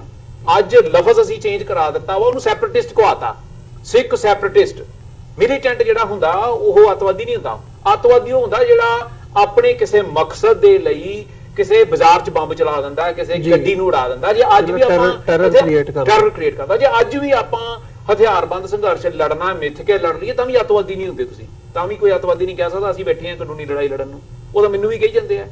150 ਰੈਫਰੈਂਡਮ ਦਾ ਜਿਹੜਾ ਐਕਟਿਵਿਸਟ ਹੈ ਉਹਦੇ ਕੋਲ ਪੋਸਟਰ ਮਿਲਿਆ, ਉਹਦੇ ਕੋਲ ਪੋਸਟਾਂ ਮਿਲੀਆਂ ਫੇਸਬੁੱਕ ਦੀਆਂ, ਟਵਿੱਟਰ ਦੀਆਂ, ਉਹਨੂੰ ਅੱਤਵਾਦੀ ਕਹੀ ਜਾਂਦੇ ਆ। ਪਰ ਅਮਰੀਕਾ ਤੇ ਕੈਨੇਡਾ ਤੇ ਨਹੀਂ ਮੰਨ ਰਿਹਾ ਵੀ ਉਹ ਅੱਤਵਾਦੀ ਹੈ। ਰਿਪੋਰਟ ਛਪੀ ਹੈ ਕੈਨੇਡਾ ਦੇ ਵਿੱਚ ਪਿਛਲੇ ਸਾਲ ਕਿ ਉਹਨਾਂ ਦੇ ਕੋਲ 2000 ਤੋਂ 3000 ਐਪਲੀਕੇਸ਼ਨਸ ਹੈਗੀਆਂ ਜਿਨ੍ਹਾਂ ਦੇ ਉੱਤੇ ਰੈਫਰੈਂਡਮ 2020 ਕੰਪੇਨ ਕਰਨ ਦਾ ਚਾਰਜ ਲੱਗਾ ਹੈ। ਉਹਨਾਂ ਨੇ ਆਲਰੇਡੀ ਦੱਸਿਆ ਵੀ ਉਹਨਾਂ ਨੂੰ ਪਰਸੀਕਿਊਸ਼ਨ ਹੋ ਰਹੀ ਹੈ, ਪਰ ਉਹਨਾਂ ਨੇ ਅੱਤਵਾਦੀ ਨਹੀਂ ਕਿਹਾ। ਇੰਡੀਆ ਨੇ ਪੂਰਾ ਜ਼ੋਰ ਲਾਇਆ ਹੋਇਆ। ਸੋ ਆਪਾਂ ਨੂੰ ਖੁੱਲ ਕੇ ਦੱਸਣਾ ਚਾਹੀਦਾ ਕਿ ਭਾਈ ਅਸੀਂ ਲੜ ਸਕਦੇ ਹਾਂ, ਲੇਕਿਨ ਇਸ ਵਕਤ ਅਸੀਂ ਜਿਹੜਾ ਹਥਿਆਰ ਫੜਿਆ ਹੋਇਆ ਉਹ ਕਲਮ ਦਾ। ਅਸੀਂ ਇੱਕ ਵਾਰ ਅਨਅਫੀਸ਼ੀਅਲ ਰੈਫਰੈਂਡਮ ਕਰਾ ਕੇ ਦੁਨੀਆ ਦੇ ਵਿੱਚ ਆਪਣਾ ਜਿਹੜਾ ਯੂਨਾਈਟਿਡ ਨੇਸ਼ਨਸ 'ਚ ਹੈ ਆਪਣਾ ਕਲੇਮ ਪਾਉਣਾ ਕਿ ਭਾਈ ਸਾਡਾ ਪੰਜਾਬ ਸੀ and we are going to liberate Punjab again, to reestablish Punjab as a independent country Khalistan. ਜਦੋਂ ਤੁਸੀਂ ਕਿਸੇ ਦੇ ਕੋਲ ਜਾਣਾ ਤੁਹਾਡੇ ਹੱਥ 'ਚ ਸਮਾਨ ਹੋਣਾ ਚਾਹੀਦਾ ਕੋਈ, ਜਾਂ ਤੁਹਾਡੇ ਕੋਲ ਹਥਿਆਰ ਫਿਰ ਇੰਨੇ ਹੋਣੇ ਚਾਹੀਦੇ ਆ ਜਿੱਦਾਂ ਤਾਲਿਬਾਨ ਕੋਲ ਹੈਗੇ ਆ ਕਿ ਅੱਜ US ਫੇਰ ਬੈਠ ਗਿਆ ਉਹਨਾਂ ਦੇ ਨਾਲ ਜਾ ਕੇ ਵੀ ਭਾਈ ਚਲੋ ਜੀ ਹੁਣ ਜਾਨ ਛੱਡੋ, ਕਿੱਦਾਂ ਚੱਲੀਏ ਆਸੇ ਪਾਸੇ। ਉਹ ਹਜੇ ਅੱਤਵਾਦੀ ਹੈਗੇ ਅਜੇ ਵੀ, ਬੈਠਦੇ ਉਹਨਾਂ ਨਾਲ ਗੱਲਬਾਤ ਕਰਨ ਨੂੰ ਵੀ ਭਾਜੀ ਜਾਨ ਛਡਾਓ ਇੱਥੋਂ ਦੀ, ਚੱਲੀਏ ਅਸੀਂ ਘਰਾਂ ਨੂੰ। ਸੋ ਦੋਹਾਂ ਚੋਂ ਇੱਕ ਕੰਮ ਜਿਹੜਾ ਉਹ ਅਸੀਂ ਕਰ ਸਕਦੇ ਹਾਂ, ਜਿਹੜਾ ਕਿ ਜੋ ਤੁਸੀਂ ਕਰ ਸਕਦੇ ਹੋ ਤੁਹਾਨੂੰ ਉਹੀ ਕਹਿਣਾ ਚਾਹੀਦਾ ਵੀ ਅਸੀਂ ਅਨਅਫੀਸ਼ੀਅਲ ਕਾਨੂੰਨੀ ਤੌਰ ਦੇ ਉੱਤੇ ਗੈਰ ਸਰਕਾਰੀ ਜਿਹੜਾ ਰੈਫਰੈਂਡਮ ਹੈ 2020 ਚ ਕਰਵਾਉਣਾ, ਆਪਣੀਆਂ ਵੋਟਾਂ ਇਕੱਠੀਆਂ ਕਰਨੀਆਂ ਹਾਂ ਪੱਖੀ, ਔਰ ਕਲੇਮ ਜਿਹੜਾ ਅਸੀਂ UN ਚ ਲੈ ਕੇ ਜਾਣਾ ਜੀ। ਤੇ ਮੈਂ 6 ਜੂਨ ਦੇ ਹਵਾਲੇ ਨਾਲ ਸਾਡੇ ਕੋਲ ਅਖੀਰਲੇ ਮਿੰਟ ਹੈਗੇ ਆ, ਕੁਝ ਅਖੀਰ ਦੇ ਵਿੱਚ ਕੋਈ ਸੰਗਤ ਨੂੰ, ਸਾਡੇ ਦਰਸ਼ਕਾਂ ਨੂੰ ਕੋਈ ਮੈਸੇਜ ਦੇਣਾ ਚਾਹੋ? ਦੇਖੋ ਮੈਸੇਜ ਤਾਂ ਜਿਹੜਾ ਹੈ ਉਹ ਸਿੰਘਾਂ ਨੇ ਤੇ ਸ਼ਹੀਦਾਂ ਨੇ 6 ਜੂਨ ਜਿੱਦਣ ਸੰਤਾਂ ਦੀ ਸ਼ਹਾਦਤ ਹੋਈ ਹੈ 35ਵਾਂ ਵਰਾ, ਮੈਸੇਜ ਉਦੋਂ ਕਲੀਅਰ ਸੀ, ਜਾਂ ਤੁਸੀਂ ਸਿੱਖ ਹੋ ਜਾਂ ਤੁਸੀਂ ਇੰਡੀਅਨ ਹੋ। ਜਿਹੜਾ ਵੀ ਸਿੱਖ ਹੈ ਜਿਹਦੀ ਵੀ ਜ਼ਮੀਰ ਜਾਗਦੀ ਹੈ, ਜਿਹੜਾ ਗੁਰੂ ਗ੍ਰੰਥ ਸਾਹਿਬ ਨੂੰ ਮੰਨਦਾ ਹੈ, ਉਹ ਉਸ ਦਿਨ ਆਪਣੀ ਛੁੱਟੀ ਕਰੇ, ਬੱਚਿਆਂ ਨੂੰ ਸਕੂਲਾਂ ਚ ਲਏ, ਔਰ ਉਸ ਇਕੱਠ ਦੇ ਵਿੱਚ ਜਿਹੜਾ ਕਿ ਖਾਲਿਸਤਾਨ ਰੈਫਰੈਂਡਮ 2020 ਦੀ ਰੈਲੀ ਹੋ ਰਹੀ ਹੈ ਲਿੰਕਨ ਮੈਮੋਰੀਅਲ ਚ, ਉਹਦੇ ਚ ਪਹੁੰਚੇ। ਸੋ ਮੈਸੇਜ ਬਿਲਕੁਲ ਸਿੰਪਲ ਹੈ, ਜਾਂ ਤੁਸੀਂ ਸਿੱਖ ਹੋ ਤੇ ਜਾਂ ਤੁਸੀਂ ਇੰਡੀਅਨ ਹੋ, ਰਸਤਾ ਤੁਸੀਂ ਚੁਣ ਲਓ ਜੀ।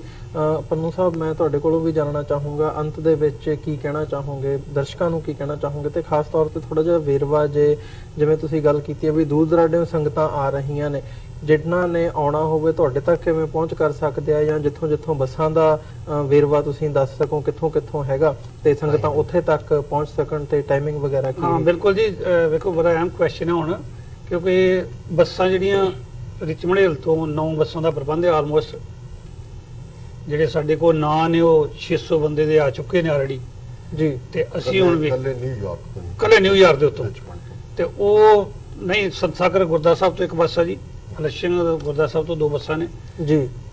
ਆਪਾਂ ਸਾਰਿਆਂ ਨੂੰ ਭੈਣ ਭਰਾਵਾਂ ਦੇ ਗਾੜੀ ਅਪਰੋਚ ਕਰ ਰਹੇ ਹਾਂ, ਸਾਰਿਆਂ ਨੂੰ ਦੱਸ ਰਹੇ ਹਾਂ ਵੀ ਉਸ ਦਿਨ ਛੁੱਟੀ ਕਰੋ ਤੇ ਬੱਸਾਂ ਗੁਰਦੁਆਰਾ ਸਾਹਿਬ ਰਿਚਮੰਡ ਹਿੱਲ ਗੁਰਦੁਆਰਾ ਸਾਹਿਬ ਤੋਂ ਸਿੱਕਲ ਚ ਸਾਡੇ ਚੱਲੀਆਂ, ਜਿਹਦੇ ਵਿੱਚ ਸਮੁੱਚੀ ਮੈਨੇਜਮੈਂਟ ਜਿਹੜੀ ਆ ਕੁਲਦੀਪ ਸਿੰਘ ਢਿੱਲੋਂ, ਗੁਰਦੇਵ ਸਿੰਘ ਕੰਗ ਹੋਣ ਜਾਂ ਸਮੁੱਚੀ ਮੈਨੇਜਮੈਂਟ ਹੋਏ, ਉਹ ਬਿਲਕੁਲ ਸਾਥ ਜਿਹੜਾ ਅਗਲੇ ਪਾਸੇ ਆ ਕੇ ਦੇ ਰਹੇ ਨੇ, ਉਹ ਪਹਿਰਾ ਦੇ ਰਹੇ ਨੇ, ਸਟੇਜਾਂ ਤੋਂ ਬੋਲ ਰਹੇ ਨੇ ਇਸੇ ਤਰ੍ਹਾਂ ਨਿਊ ਜਰਸੀ ਦੇ ਉੱਤੋਂ ਨੇ ਗ੍ਰੈਂਡ ਰੌਕ ਗੁਰਦੁਆਰਾ ਸਾਹਿਬ ਤੋਂ ਬੱਸ ਜਾ ਰਹੀ ਹੈ, ਕਾਰਟਰੇਟ ਤੋਂ ਬੱਸ ਜਾ ਰਹੀ ਹੈ, ਜੀ ਇਸੇ ਤਰ੍ਹਾਂ ਮਤਲਬ ਬ੍ਰਿਜਵਾਟ ਗੁਰਦੁਆਰਾ ਤੋਂ ਬੱਸ ਜਾ ਰਹੀ ਹੈ। ਬੜੀ Timing ਕਿਰਪਾ ਕੀ ਹੈ ਆਪਣੇ ਦਾ? 4 ਤੋਂ ਜਿਹੜੀ ਗੁਰਦੁਆਰਾ ਸਾਹਿਬ ਤੋਂ ਬੱਸਾਂ ਚੱਲਣੀਆਂ ਉਹ ਸਵੇਰੇ 9:30 ਵਜੇ ਚੱਲਣੀਆਂ।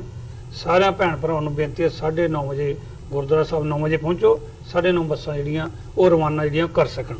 ਜੀ ਸਾਰਿਆਂ ਨੂੰ ਪ੍ਰਬੰਧਕ ਸੱਜਣਾ ਨੇ ਹਰ ਵਾਸਤੇ ਪ੍ਰਸ਼ਾਦੇ ਦਾ ਪ੍ਰਬੰਧ ਵੀ ਕੀਤਾ ਇਹਨਾਂ ਨੇ। ਉੱਥੇ ਜਾ ਕੇ ਅਸੀਂ ਪ੍ਰਸ਼ਾਦੇ ਦਾ ਪ੍ਰਬੰਧ, ਜੋ ਉੱਥੋਂ ਤੁਰੋਗੇ ਤੁਸੀਂ 7 ਵਜੇ, ਉਦੋਂ ਜਿਹੜਾ ਵਾ ਆਪਾਂ ਪ੍ਰਸ਼ਾਦਾ ਉਹਨਾਂ ਨੂੰ ਉੱਥੋਂ ਦਿੱਤਾ ਜਾਊਗਾ। ਚਾਹ ਪਾਣੀ ਜਿਹੜਾ ਵਾ ਬੱਸਾਂ ਦੇ ਲਾਗੇ ਪੀਣ, ਕਿਉਂਕਿ ਉੱਥੇ ਜਿਹੜੀ ਪਰਮਿਸ਼ਨ ਆ ਉੱਥੇ ਨਹੀਂ ਉਹਨਾਂ ਨੇ ਦਿੱਤੀ। ਇਸ ਜੀ। ਕਰਕੇ ਵਰਜੀਨੀਆ ਗੁਰਦੁਆਰਾ ਸਾਹਿਬ ਤੋਂ, ਸਿੰਘ ਸਭਾ ਤੋਂ ਭਾਈ ਚੱਠਾ ਸਾਹਿਬ ਨੇ, ਬਲਵਿੰਦਰ ਸਿੰਘ ਹੋਣੀ, ਉਹਨਾਂ ਵੱਲੋਂ ਤੇ ਬਾਕੀ ਦੂਜਿਆਂ ਭਰਾਵਾਂ ਵੱਲੋਂ ਇਕੱਠੇ ਤੌਰ ਦੇ ਉੱਤੇ ਜਿਹੜਾ ਲੰਗਰ ਦਾ ਪ੍ਰਬੰਧ ਉੱਥੇ ਕੀਤਾ ਗਿਆ। ਜਿੱਦਾਂ ਇੱਕ ਕਲੀਵਲੈਂਡ ਤੋਂ ਬੱਸਾਂ ਆ ਰਹੀਆਂ ਨੇ, ਇੱਕ ਸਭ ਤੋਂ ਵੱਡੀ ਗੱਲ ਹੈ ਜੋਰਜੀਆ ਕਿੱਥੇ ਪੈਂਦਾ, ਅਟਲਾਂਟਾ ਦੇ ਵਿੱਚ, ਉੱਥੋਂ ਬੱਸਾਂ ਆ ਰਹੀਆਂ ਨੇ। ਨਾਰਥ ਕੈਰੋਲੀਨਾ ਤੋਂ, ਸਾਊਥ ਕੈਰੋਲੀਨਾ ਤੋਂ ਬੱਸਾਂ ਆ ਰਹੀਆਂ ਨੇ। ਸਾਰਿਆਂ ਨੂੰ ਬੇਨਤੀ ਆ ਵੀ ਬੱਸਾਂ ਦਾ ਉੱਥੇ ਪ੍ਰਬੰਧ ਹੈ, ਪਾਰਕ ਦੇ ਵਿੱਚ ਹੈਗਾ, ਉੱਥੋਂ ਕੋਈ ਪੌਣਾ ਕੁ ਮੀਲ ਦੇ ਉੱਤੇ ਹੈਗੀਆਂ ਪਾਰਕਿੰਗ ਜਿਹੜੀ ਲਾਟ ਆ, ਉਹਦੇ ਵਿੱਚ ਜੀ। ਬੱਸਾਂ ਖਲੋਣੀਆਂ ਨੇ। ਤੇ ਆਪਣਾ ਪ੍ਰੋਗਰਾਮ ਜਿਹੜਾ ਉਹ 4 ਤੋਂ 7 ਤੱਕ ਹੈਗਾ ਜੀ। ਕਿਸੇ ਭੈਣ ਭਰਾ ਨੂੰ ਕਿਸੇ ਚੀਜ਼ ਦੀ ਜ਼ਰੂਰਤ ਆ, ਉਹ ਸਾਡੇ ਫੋਨਾਂ ਦੇ ਉੱਤੇ ਜਿਹੜੇ ਪੋਸਟਰ ਲੱਗੇ ਨੇ ਉਹਨਾਂ ਤੇ ਹੈਗੇ ਆ, ਉਹਨਾਂ ਸਾਰੀ ਇਨਫੋਰਮੇਸ਼ਨ ਜਿਹੜੀ ਆ ਰਹੀ ਹੈਗੀ ਆ। ਅਸੀਂ ਫਿਰ ਨਾਲ ਦਿੰਦੀ ਰਹਾਂਗੇ ਜੀ। ਡਾਕਟਰ ਸਾਹਿਬ ਤੁਸੀਂ ਅਖੀਰ ਦੇ ਵਿੱਚ ਮੈਸੇਜ ਜਿਹੜੇ ਸਾਡੇ ਨਾਲ ਦਰਸ਼ਕ ਜੁੜੇ ਹੋਏ ਆ ਇਸ ਵਕਤ। ਦੇਖੋ, ਮੈਂ ਇੱਕ ਅਖਾਣ ਅਕਸਰ ਦੁਹਰਾਉਂਦਾ, ਦੁਸ਼ਮਣ ਬਾਤ ਕਰੇ ਅਨਹੋਣੀ। ਜਿਸ ਦੁਸ਼ਮਣ ਦੇ ਨਾਲ ਸਾਡਾ ਇੰਡੀਅਨ ਸਟੇਟ ਦੇ ਨਾਲ ਵਾਹ ਹੈ, ਉਹ ਹੱਦੋਂ ਵੱਧ ਜ਼ਾਲਮ ਔਰ ਅੰਗਰੇਜ਼ਾਂ ਨੂੰ ਵੀ ਚਲਾਕੀ ਔਰ ਝੂਠ ਦੇ ਵਿੱਚ ਪਿੱਛੇ ਛੱਡਣ ਵਾਲੇ ਨੇ। ਸੋ ਮੈਂ ਇੱਕ ਤਾਂ ਇਹ ਕਹਿਣਾ ਚਾਹਾਂਗਾ ਕਿ ਵੀ ਇੰਡੀਅਨ ਏਜੰਸੀਆਂ ਦਾ ਪ੍ਰੋਪੇਗੈਂਡਾ, ਉਹ ਰਾਹ ਦੇ ਏਜੰਟ ਇੱਥੇ ਹੋਣ, ਮੀਡੀਆ ਹੋਏ ਉਹਨਾਂ ਦਾ ਪ੍ਰਿੰਟ ਔਰ ਇਲੈਕਟ੍ਰੋਨਿਕ, ਉਹਦੇ ਤੇ ਬਿਲਕੁਲ ਇਤਬਾਰ ਨਾ ਕਰੋ।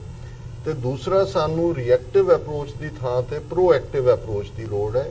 ਔਰ ਇੱਕ ਗੱਲ ਮੈਂ ਜ਼ਰੂਰ ਐਮਫੈਟਿਕਲੀ ਕਹਿਣਾ ਚਾਹੁੰਦਾ ਕਿ ਇਹ ਅਸੀਂ ਉਸ ਦੌਰ ਚੋਂ ਗੁਜ਼ਰ ਰਹੇ ਹਾਂ ਜਿਵੇਂ ਵੱਡੇ ਘੱਲੂਘਾਰੇ ਵੇਲੇ ਜਿਸ ਹਾਲਾਤ ਅਸੀਂ ਸੀ, ਔਰ ਉਸ ਵੇਲੇ ਪੰਥ ਦੇ ਆਗੂ ਸਰਦਾਰ ਜੱਸਾ ਸਿੰਘ ਆਹਲੂਵਾਲੀਆ ਨੇ ਇਹ ਕਾਲ ਦਿੱਤੀ ਸੀ ਕਿ ਮਿਸਲ ਵੰਡ ਅਬ ਕਬਹੂ ਨਾ ਪਾਓ, ਰਲ ਮਿਲ ਕੇ ਇਹ ਪੰਥ ਬਚਾਓ। ਸਾਡੀ ਪਹੁੰਚ ਇਹ ਹੋਣੀ ਚਾਹੀਦੀ ਹੈ। ਠੀਕ ਹੈ, ਆਪਣੇ ਝੰਡੇ ਰੱਖੋ ਜਿੱਥੇ ਤੁਸੀਂ ਰੱਖੇ ਨੇ ਜਥੇਬੰਦੀਆਂ ਦੇ। ਜਦੋਂ ਕੋਈ ਕੌਮੀ ਕੰਮ ਦੇ ਲਈ ਕਾਲ ਦਿੱਤੀ ਜਾਂਦੀ ਹੈ, ਕੌਮੀ ਆਜ਼ਾਦੀ ਦੀ ਕਾਲ ਦਿੱਤੀ ਜਾਂਦੀ ਹੈ, ਪੰਥ ਦੀ ਚੜ੍ਹਦੀ ਕਲਾ ਦੀ ਗੱਲ ਹੁੰਦੀ ਹੈ, ਉਦੋਂ ਇਹ ਵਿਰੋਧ ਔਰ ਬੇਮਤਲਬ ਜਿਹੜਾ ਲੱਤ ਖਿੱਚਣ ਦਾ ਕੰਮ ਹੈ, ਇਹਨੂੰ ਛੱਡੋ। ਪਾਰਟਿਸਿਪੇਸ਼ਨ ਜਿਹੜੀ ਹੈ ਤੁਹਾਡੀ ਜ਼ਰੂਰੀ ਹੋਣੀ ਚਾਹੀਦੀ ਹੈ। ਜੇ ਤੁਸੀਂ ਕੁਝ ਵੀ ਨਹੀਂ ਕਰ ਸਕਦੇ, ਘੱਟੋ ਘੱਟ ਵਿਰੋਧ ਨਾ ਕਰੋ। ਸੋ ਮੈਂ ਤਾਂ ਇਹੀ ਕਹਾਂਗਾ ਕਿ ਵੀ ਇਹ ਵਾਸ਼ਿੰਗਟਨ ਦੇ ਵਿੱਚ ਬੜੀ ਦੇਰ ਬਾਅਦ ਇੰਨਾ ਵੱਡਾ ਇਕੱਠ ਹੋਣ ਜਾ ਰਿਹਾ। ਜਦੋਂ ਵਾਜਪਾਈ ਆਇਆ ਐਜ਼ ਅ ਪ੍ਰਾਈਮ ਮਿਨਿਸਟਰ ਜਾਂ ਬਾਅਦ ਦੇ ਵਿੱਚ ਪ੍ਰੋਟੈਸਟ ਰੈਲੀਆਂ ਹੁੰਦੀਆਂ ਰਹੀਆਂ ਨੇ ਵਾਈਟ ਹਾਊਸ ਦੇ ਬਾਹਰ, ਲੇਕਿਨ ਇਹ ਪਹਿਲੀ ਵਾਰ ਹੈ ਕਿ ਜਿੱਥੇ ਅਸੀਂ ਲਿੰਕਨ ਮੈਮੋਰੀਅਲ ਦੇ ਵਿੱਚ ਆਪਣੀ ਆਜ਼ਾਦੀ ਦੀ ਗੱਲ ਨੂੰ, ਕੌਮੀ ਘਰ ਖਾਲਿਸਤਾਨ ਦੀ ਗੱਲ ਨੂੰ ਜਿਹੜਾ ਉਹ ਹਾਈਲਾਈਟ ਕਰਨਾ ਹੈ। ਔਰ ਬਹੁਤ ਚੰਗੀ ਗੱਲ ਹੈ ਕਿ ਜੈਸੀ ਜੈਕਸਨ ਜਿਹੜਾ ਅਮਰੀਕਾ ਦੇ ਵਿੱਚ ਇੱਕ ਜਿਹੜੀਆਂ ਸਿਵਲ ਲਿਬਰਟੀਜ਼ ਦਾ ਸਿੰਬਲ ਵੀ ਰਿਹਾ ਹੈ, ਇੱਕ ਸਟੇਜ ਤੇ ਪ੍ਰੈਜ਼ੀਡੈਂਸ਼ੀਅਲ ਰੇਸ ਵੀ ਉਹਨੇ ਰਨ ਕੀਤੀ। ਔਰ ਇਸ ਵੇਲੇ ਵੀ ਭਾਵੇਂ ਉਹ ਹੁਣ ਖੁਦ ਸਿਆਸਤ ਦੇ ਵਿੱਚ ਐਕਟਿਵ ਨਹੀਂ ਹੈ, ਪਰ ਜੈਸੀ ਜੈਕਸਨ ਜਿੱਥੇ ਜਾਂਦਾ ਹੈ, ਮੀਡੀਆ ਵੀ ਜਾਂਦਾ ਹੈ। ਔਰ ਬੜੇ ਵੱਡੇ ਪੈਮਾਨੇ ਦੇ ਉੱਤੇ ਜਿੱਥੇ ਸਿੱਖਾਂ ਦੀ ਪਾਰਟਿਸਿਪੇਸ਼ਨ ਹੋਏਗੀ, ਉੱਥੇ ਅਸੀਂ ਆਸ ਕਰਦੇ ਹਾਂ ਕਿ ਇੰਟਰਨੈਸ਼ਨਲ ਮੀਡੀਆ ਵੀ ਉਹਨੂੰ ਕਵਰ ਕਰੇਗਾ। ਸੋ ਨੰਬਰ ਇਜ਼ ਦਾ ਗੇਮ, ਔਰ ਇਸ ਮਾਮਲੇ 'ਚ ਵੱਧ ਤੋਂ ਵੱਧ ਗਿਣਤੀ ਦੇ ਵਿੱਚ ਸ਼ਮੂਲੀਅਤ ਜਿਹੜੀ ਹੈ ਉਹ ਜ਼ਰੂਰੀ ਹੈ। ਜੀ ਬਿਲਕੁਲ। ਸੋ ਜਿਹੜੇ ਸਾਡੇ ਦਰਸ਼ਕ ਇਸ ਵਕਤ ਸਾਡੇ ਨਾਲ ਦੁਨੀਆ ਭਰ ਦੇ ਵਿੱਚੋਂ ਜੁੜੇ ਹੋਏ ਆ, ਉਹਨਾਂ ਦੇ ਲਈ ਇਹੀ ਇੱਕ ਕੰਕਲੂਜਨ ਦੇ ਵਿੱਚ ਮੈਂ ਦੁਬਾਰਾ ਜਿਹੜੀ ਇਨਫੋਰਮੇਸ਼ਨ ਹੈ ਉਹ ਦੇਣੀ ਚਾਹੂੰਗਾ ਕਿ ਜਿਹੜੀ 6 ਜੂਨ ਨੂੰ ਇਹ ਲਿੰਕਨ ਮੈਮੋਰੀਅਲ ਵਾਸ਼ਿੰਗਟਨ ਡੀਸੀ ਦੀ ਧਰਤੀ ਤੇ ਰੈਲੀ ਹੋਣ ਜਾ ਰਹੀ ਹੈ। ਸ਼ਾਮ ਨੂੰ 4 ਵਜੇ ਤੋਂ ਲੈ ਕੇ 7 ਵਜੇ ਤੱਕ ਖਾਲਿਸਤਾਨ ਰੈਫਰੈਂਡਮ ਵੀ ਰੈਲੀ, ਜਿੱਥੋਂ ਵੀ ਸੰਗਤਾਂ ਸਾਡੇ ਨਾਲ ਜੁੜੀਆਂ ਹੋਈਆਂ ਨੇ ਜਾਂ ਜਿੱਥੇ ਤੱਕ ਸੰਦੇਸ਼ ਇਹ ਪਹੁੰਚ ਰਿਹਾ ਹੈ ਇਸ ਪਲੇਟਫਾਰਮ ਦੇ ਰਾਹੀਂ, ਉਹ ਇਸ ਰੈਲੀ ਦੇ ਵਿੱਚ ਪਹੁੰਚਣ ਦੇ ਲਈ ਆਪਣਾ ਜਿਹੜਾ ਯੋਗਦਾਨ ਹੈ ਉਹ ਪਾਉਣ ਤੇ ਪਹੁੰਚਣ। ਤੇ ਇਸੇ ਇੰਨਾ ਹੀ ਸ਼ਬਦਾਂ ਦੇ ਨਾਲ ਅਸੀਂ ਅੱਜ ਦੇ ਸ਼ੋਅ ਦੇ ਵਿੱਚ ਇੱਥੇ ਤੁਹਾਡੇ ਕੋਲੋਂ ਇਜਾਜ਼ਤ ਚਾਹਾਂਗੇ। ਦੁਬਾਰਾ ਫਿਰ ਕੱਲ ਨੂੰ ਤੁਹਾਡੇ ਨਾਲ ਮੁਲਾਕਾਤ ਹੋਵੇਗੀ। ਸੋ ਤੁਹਾਡਾ ਵੀ ਬਹੁਤ ਧੰਨਵਾਦ, ਤੁਸੀਂ ਆਪਣਾ ਸਮਾਂ ਕੱਢ ਕੇ ਵਿਚਾਰਾਂ ਦੀ ਸਾਂਝ ਪਾਈ ਹੈ, ਫਤਿਹ ਦੀ ਸਾਂਝ ਪਾਈ ਅੰਤ ਦੇ ਵਿੱਚ। ਵਾਹਿਗੁਰੂ ਜੀ ਕਾ ਖਾਲਸਾ, ਵਾਹਿਗੁਰੂ ਜੀ ਕੀ ਫਤਿਹ।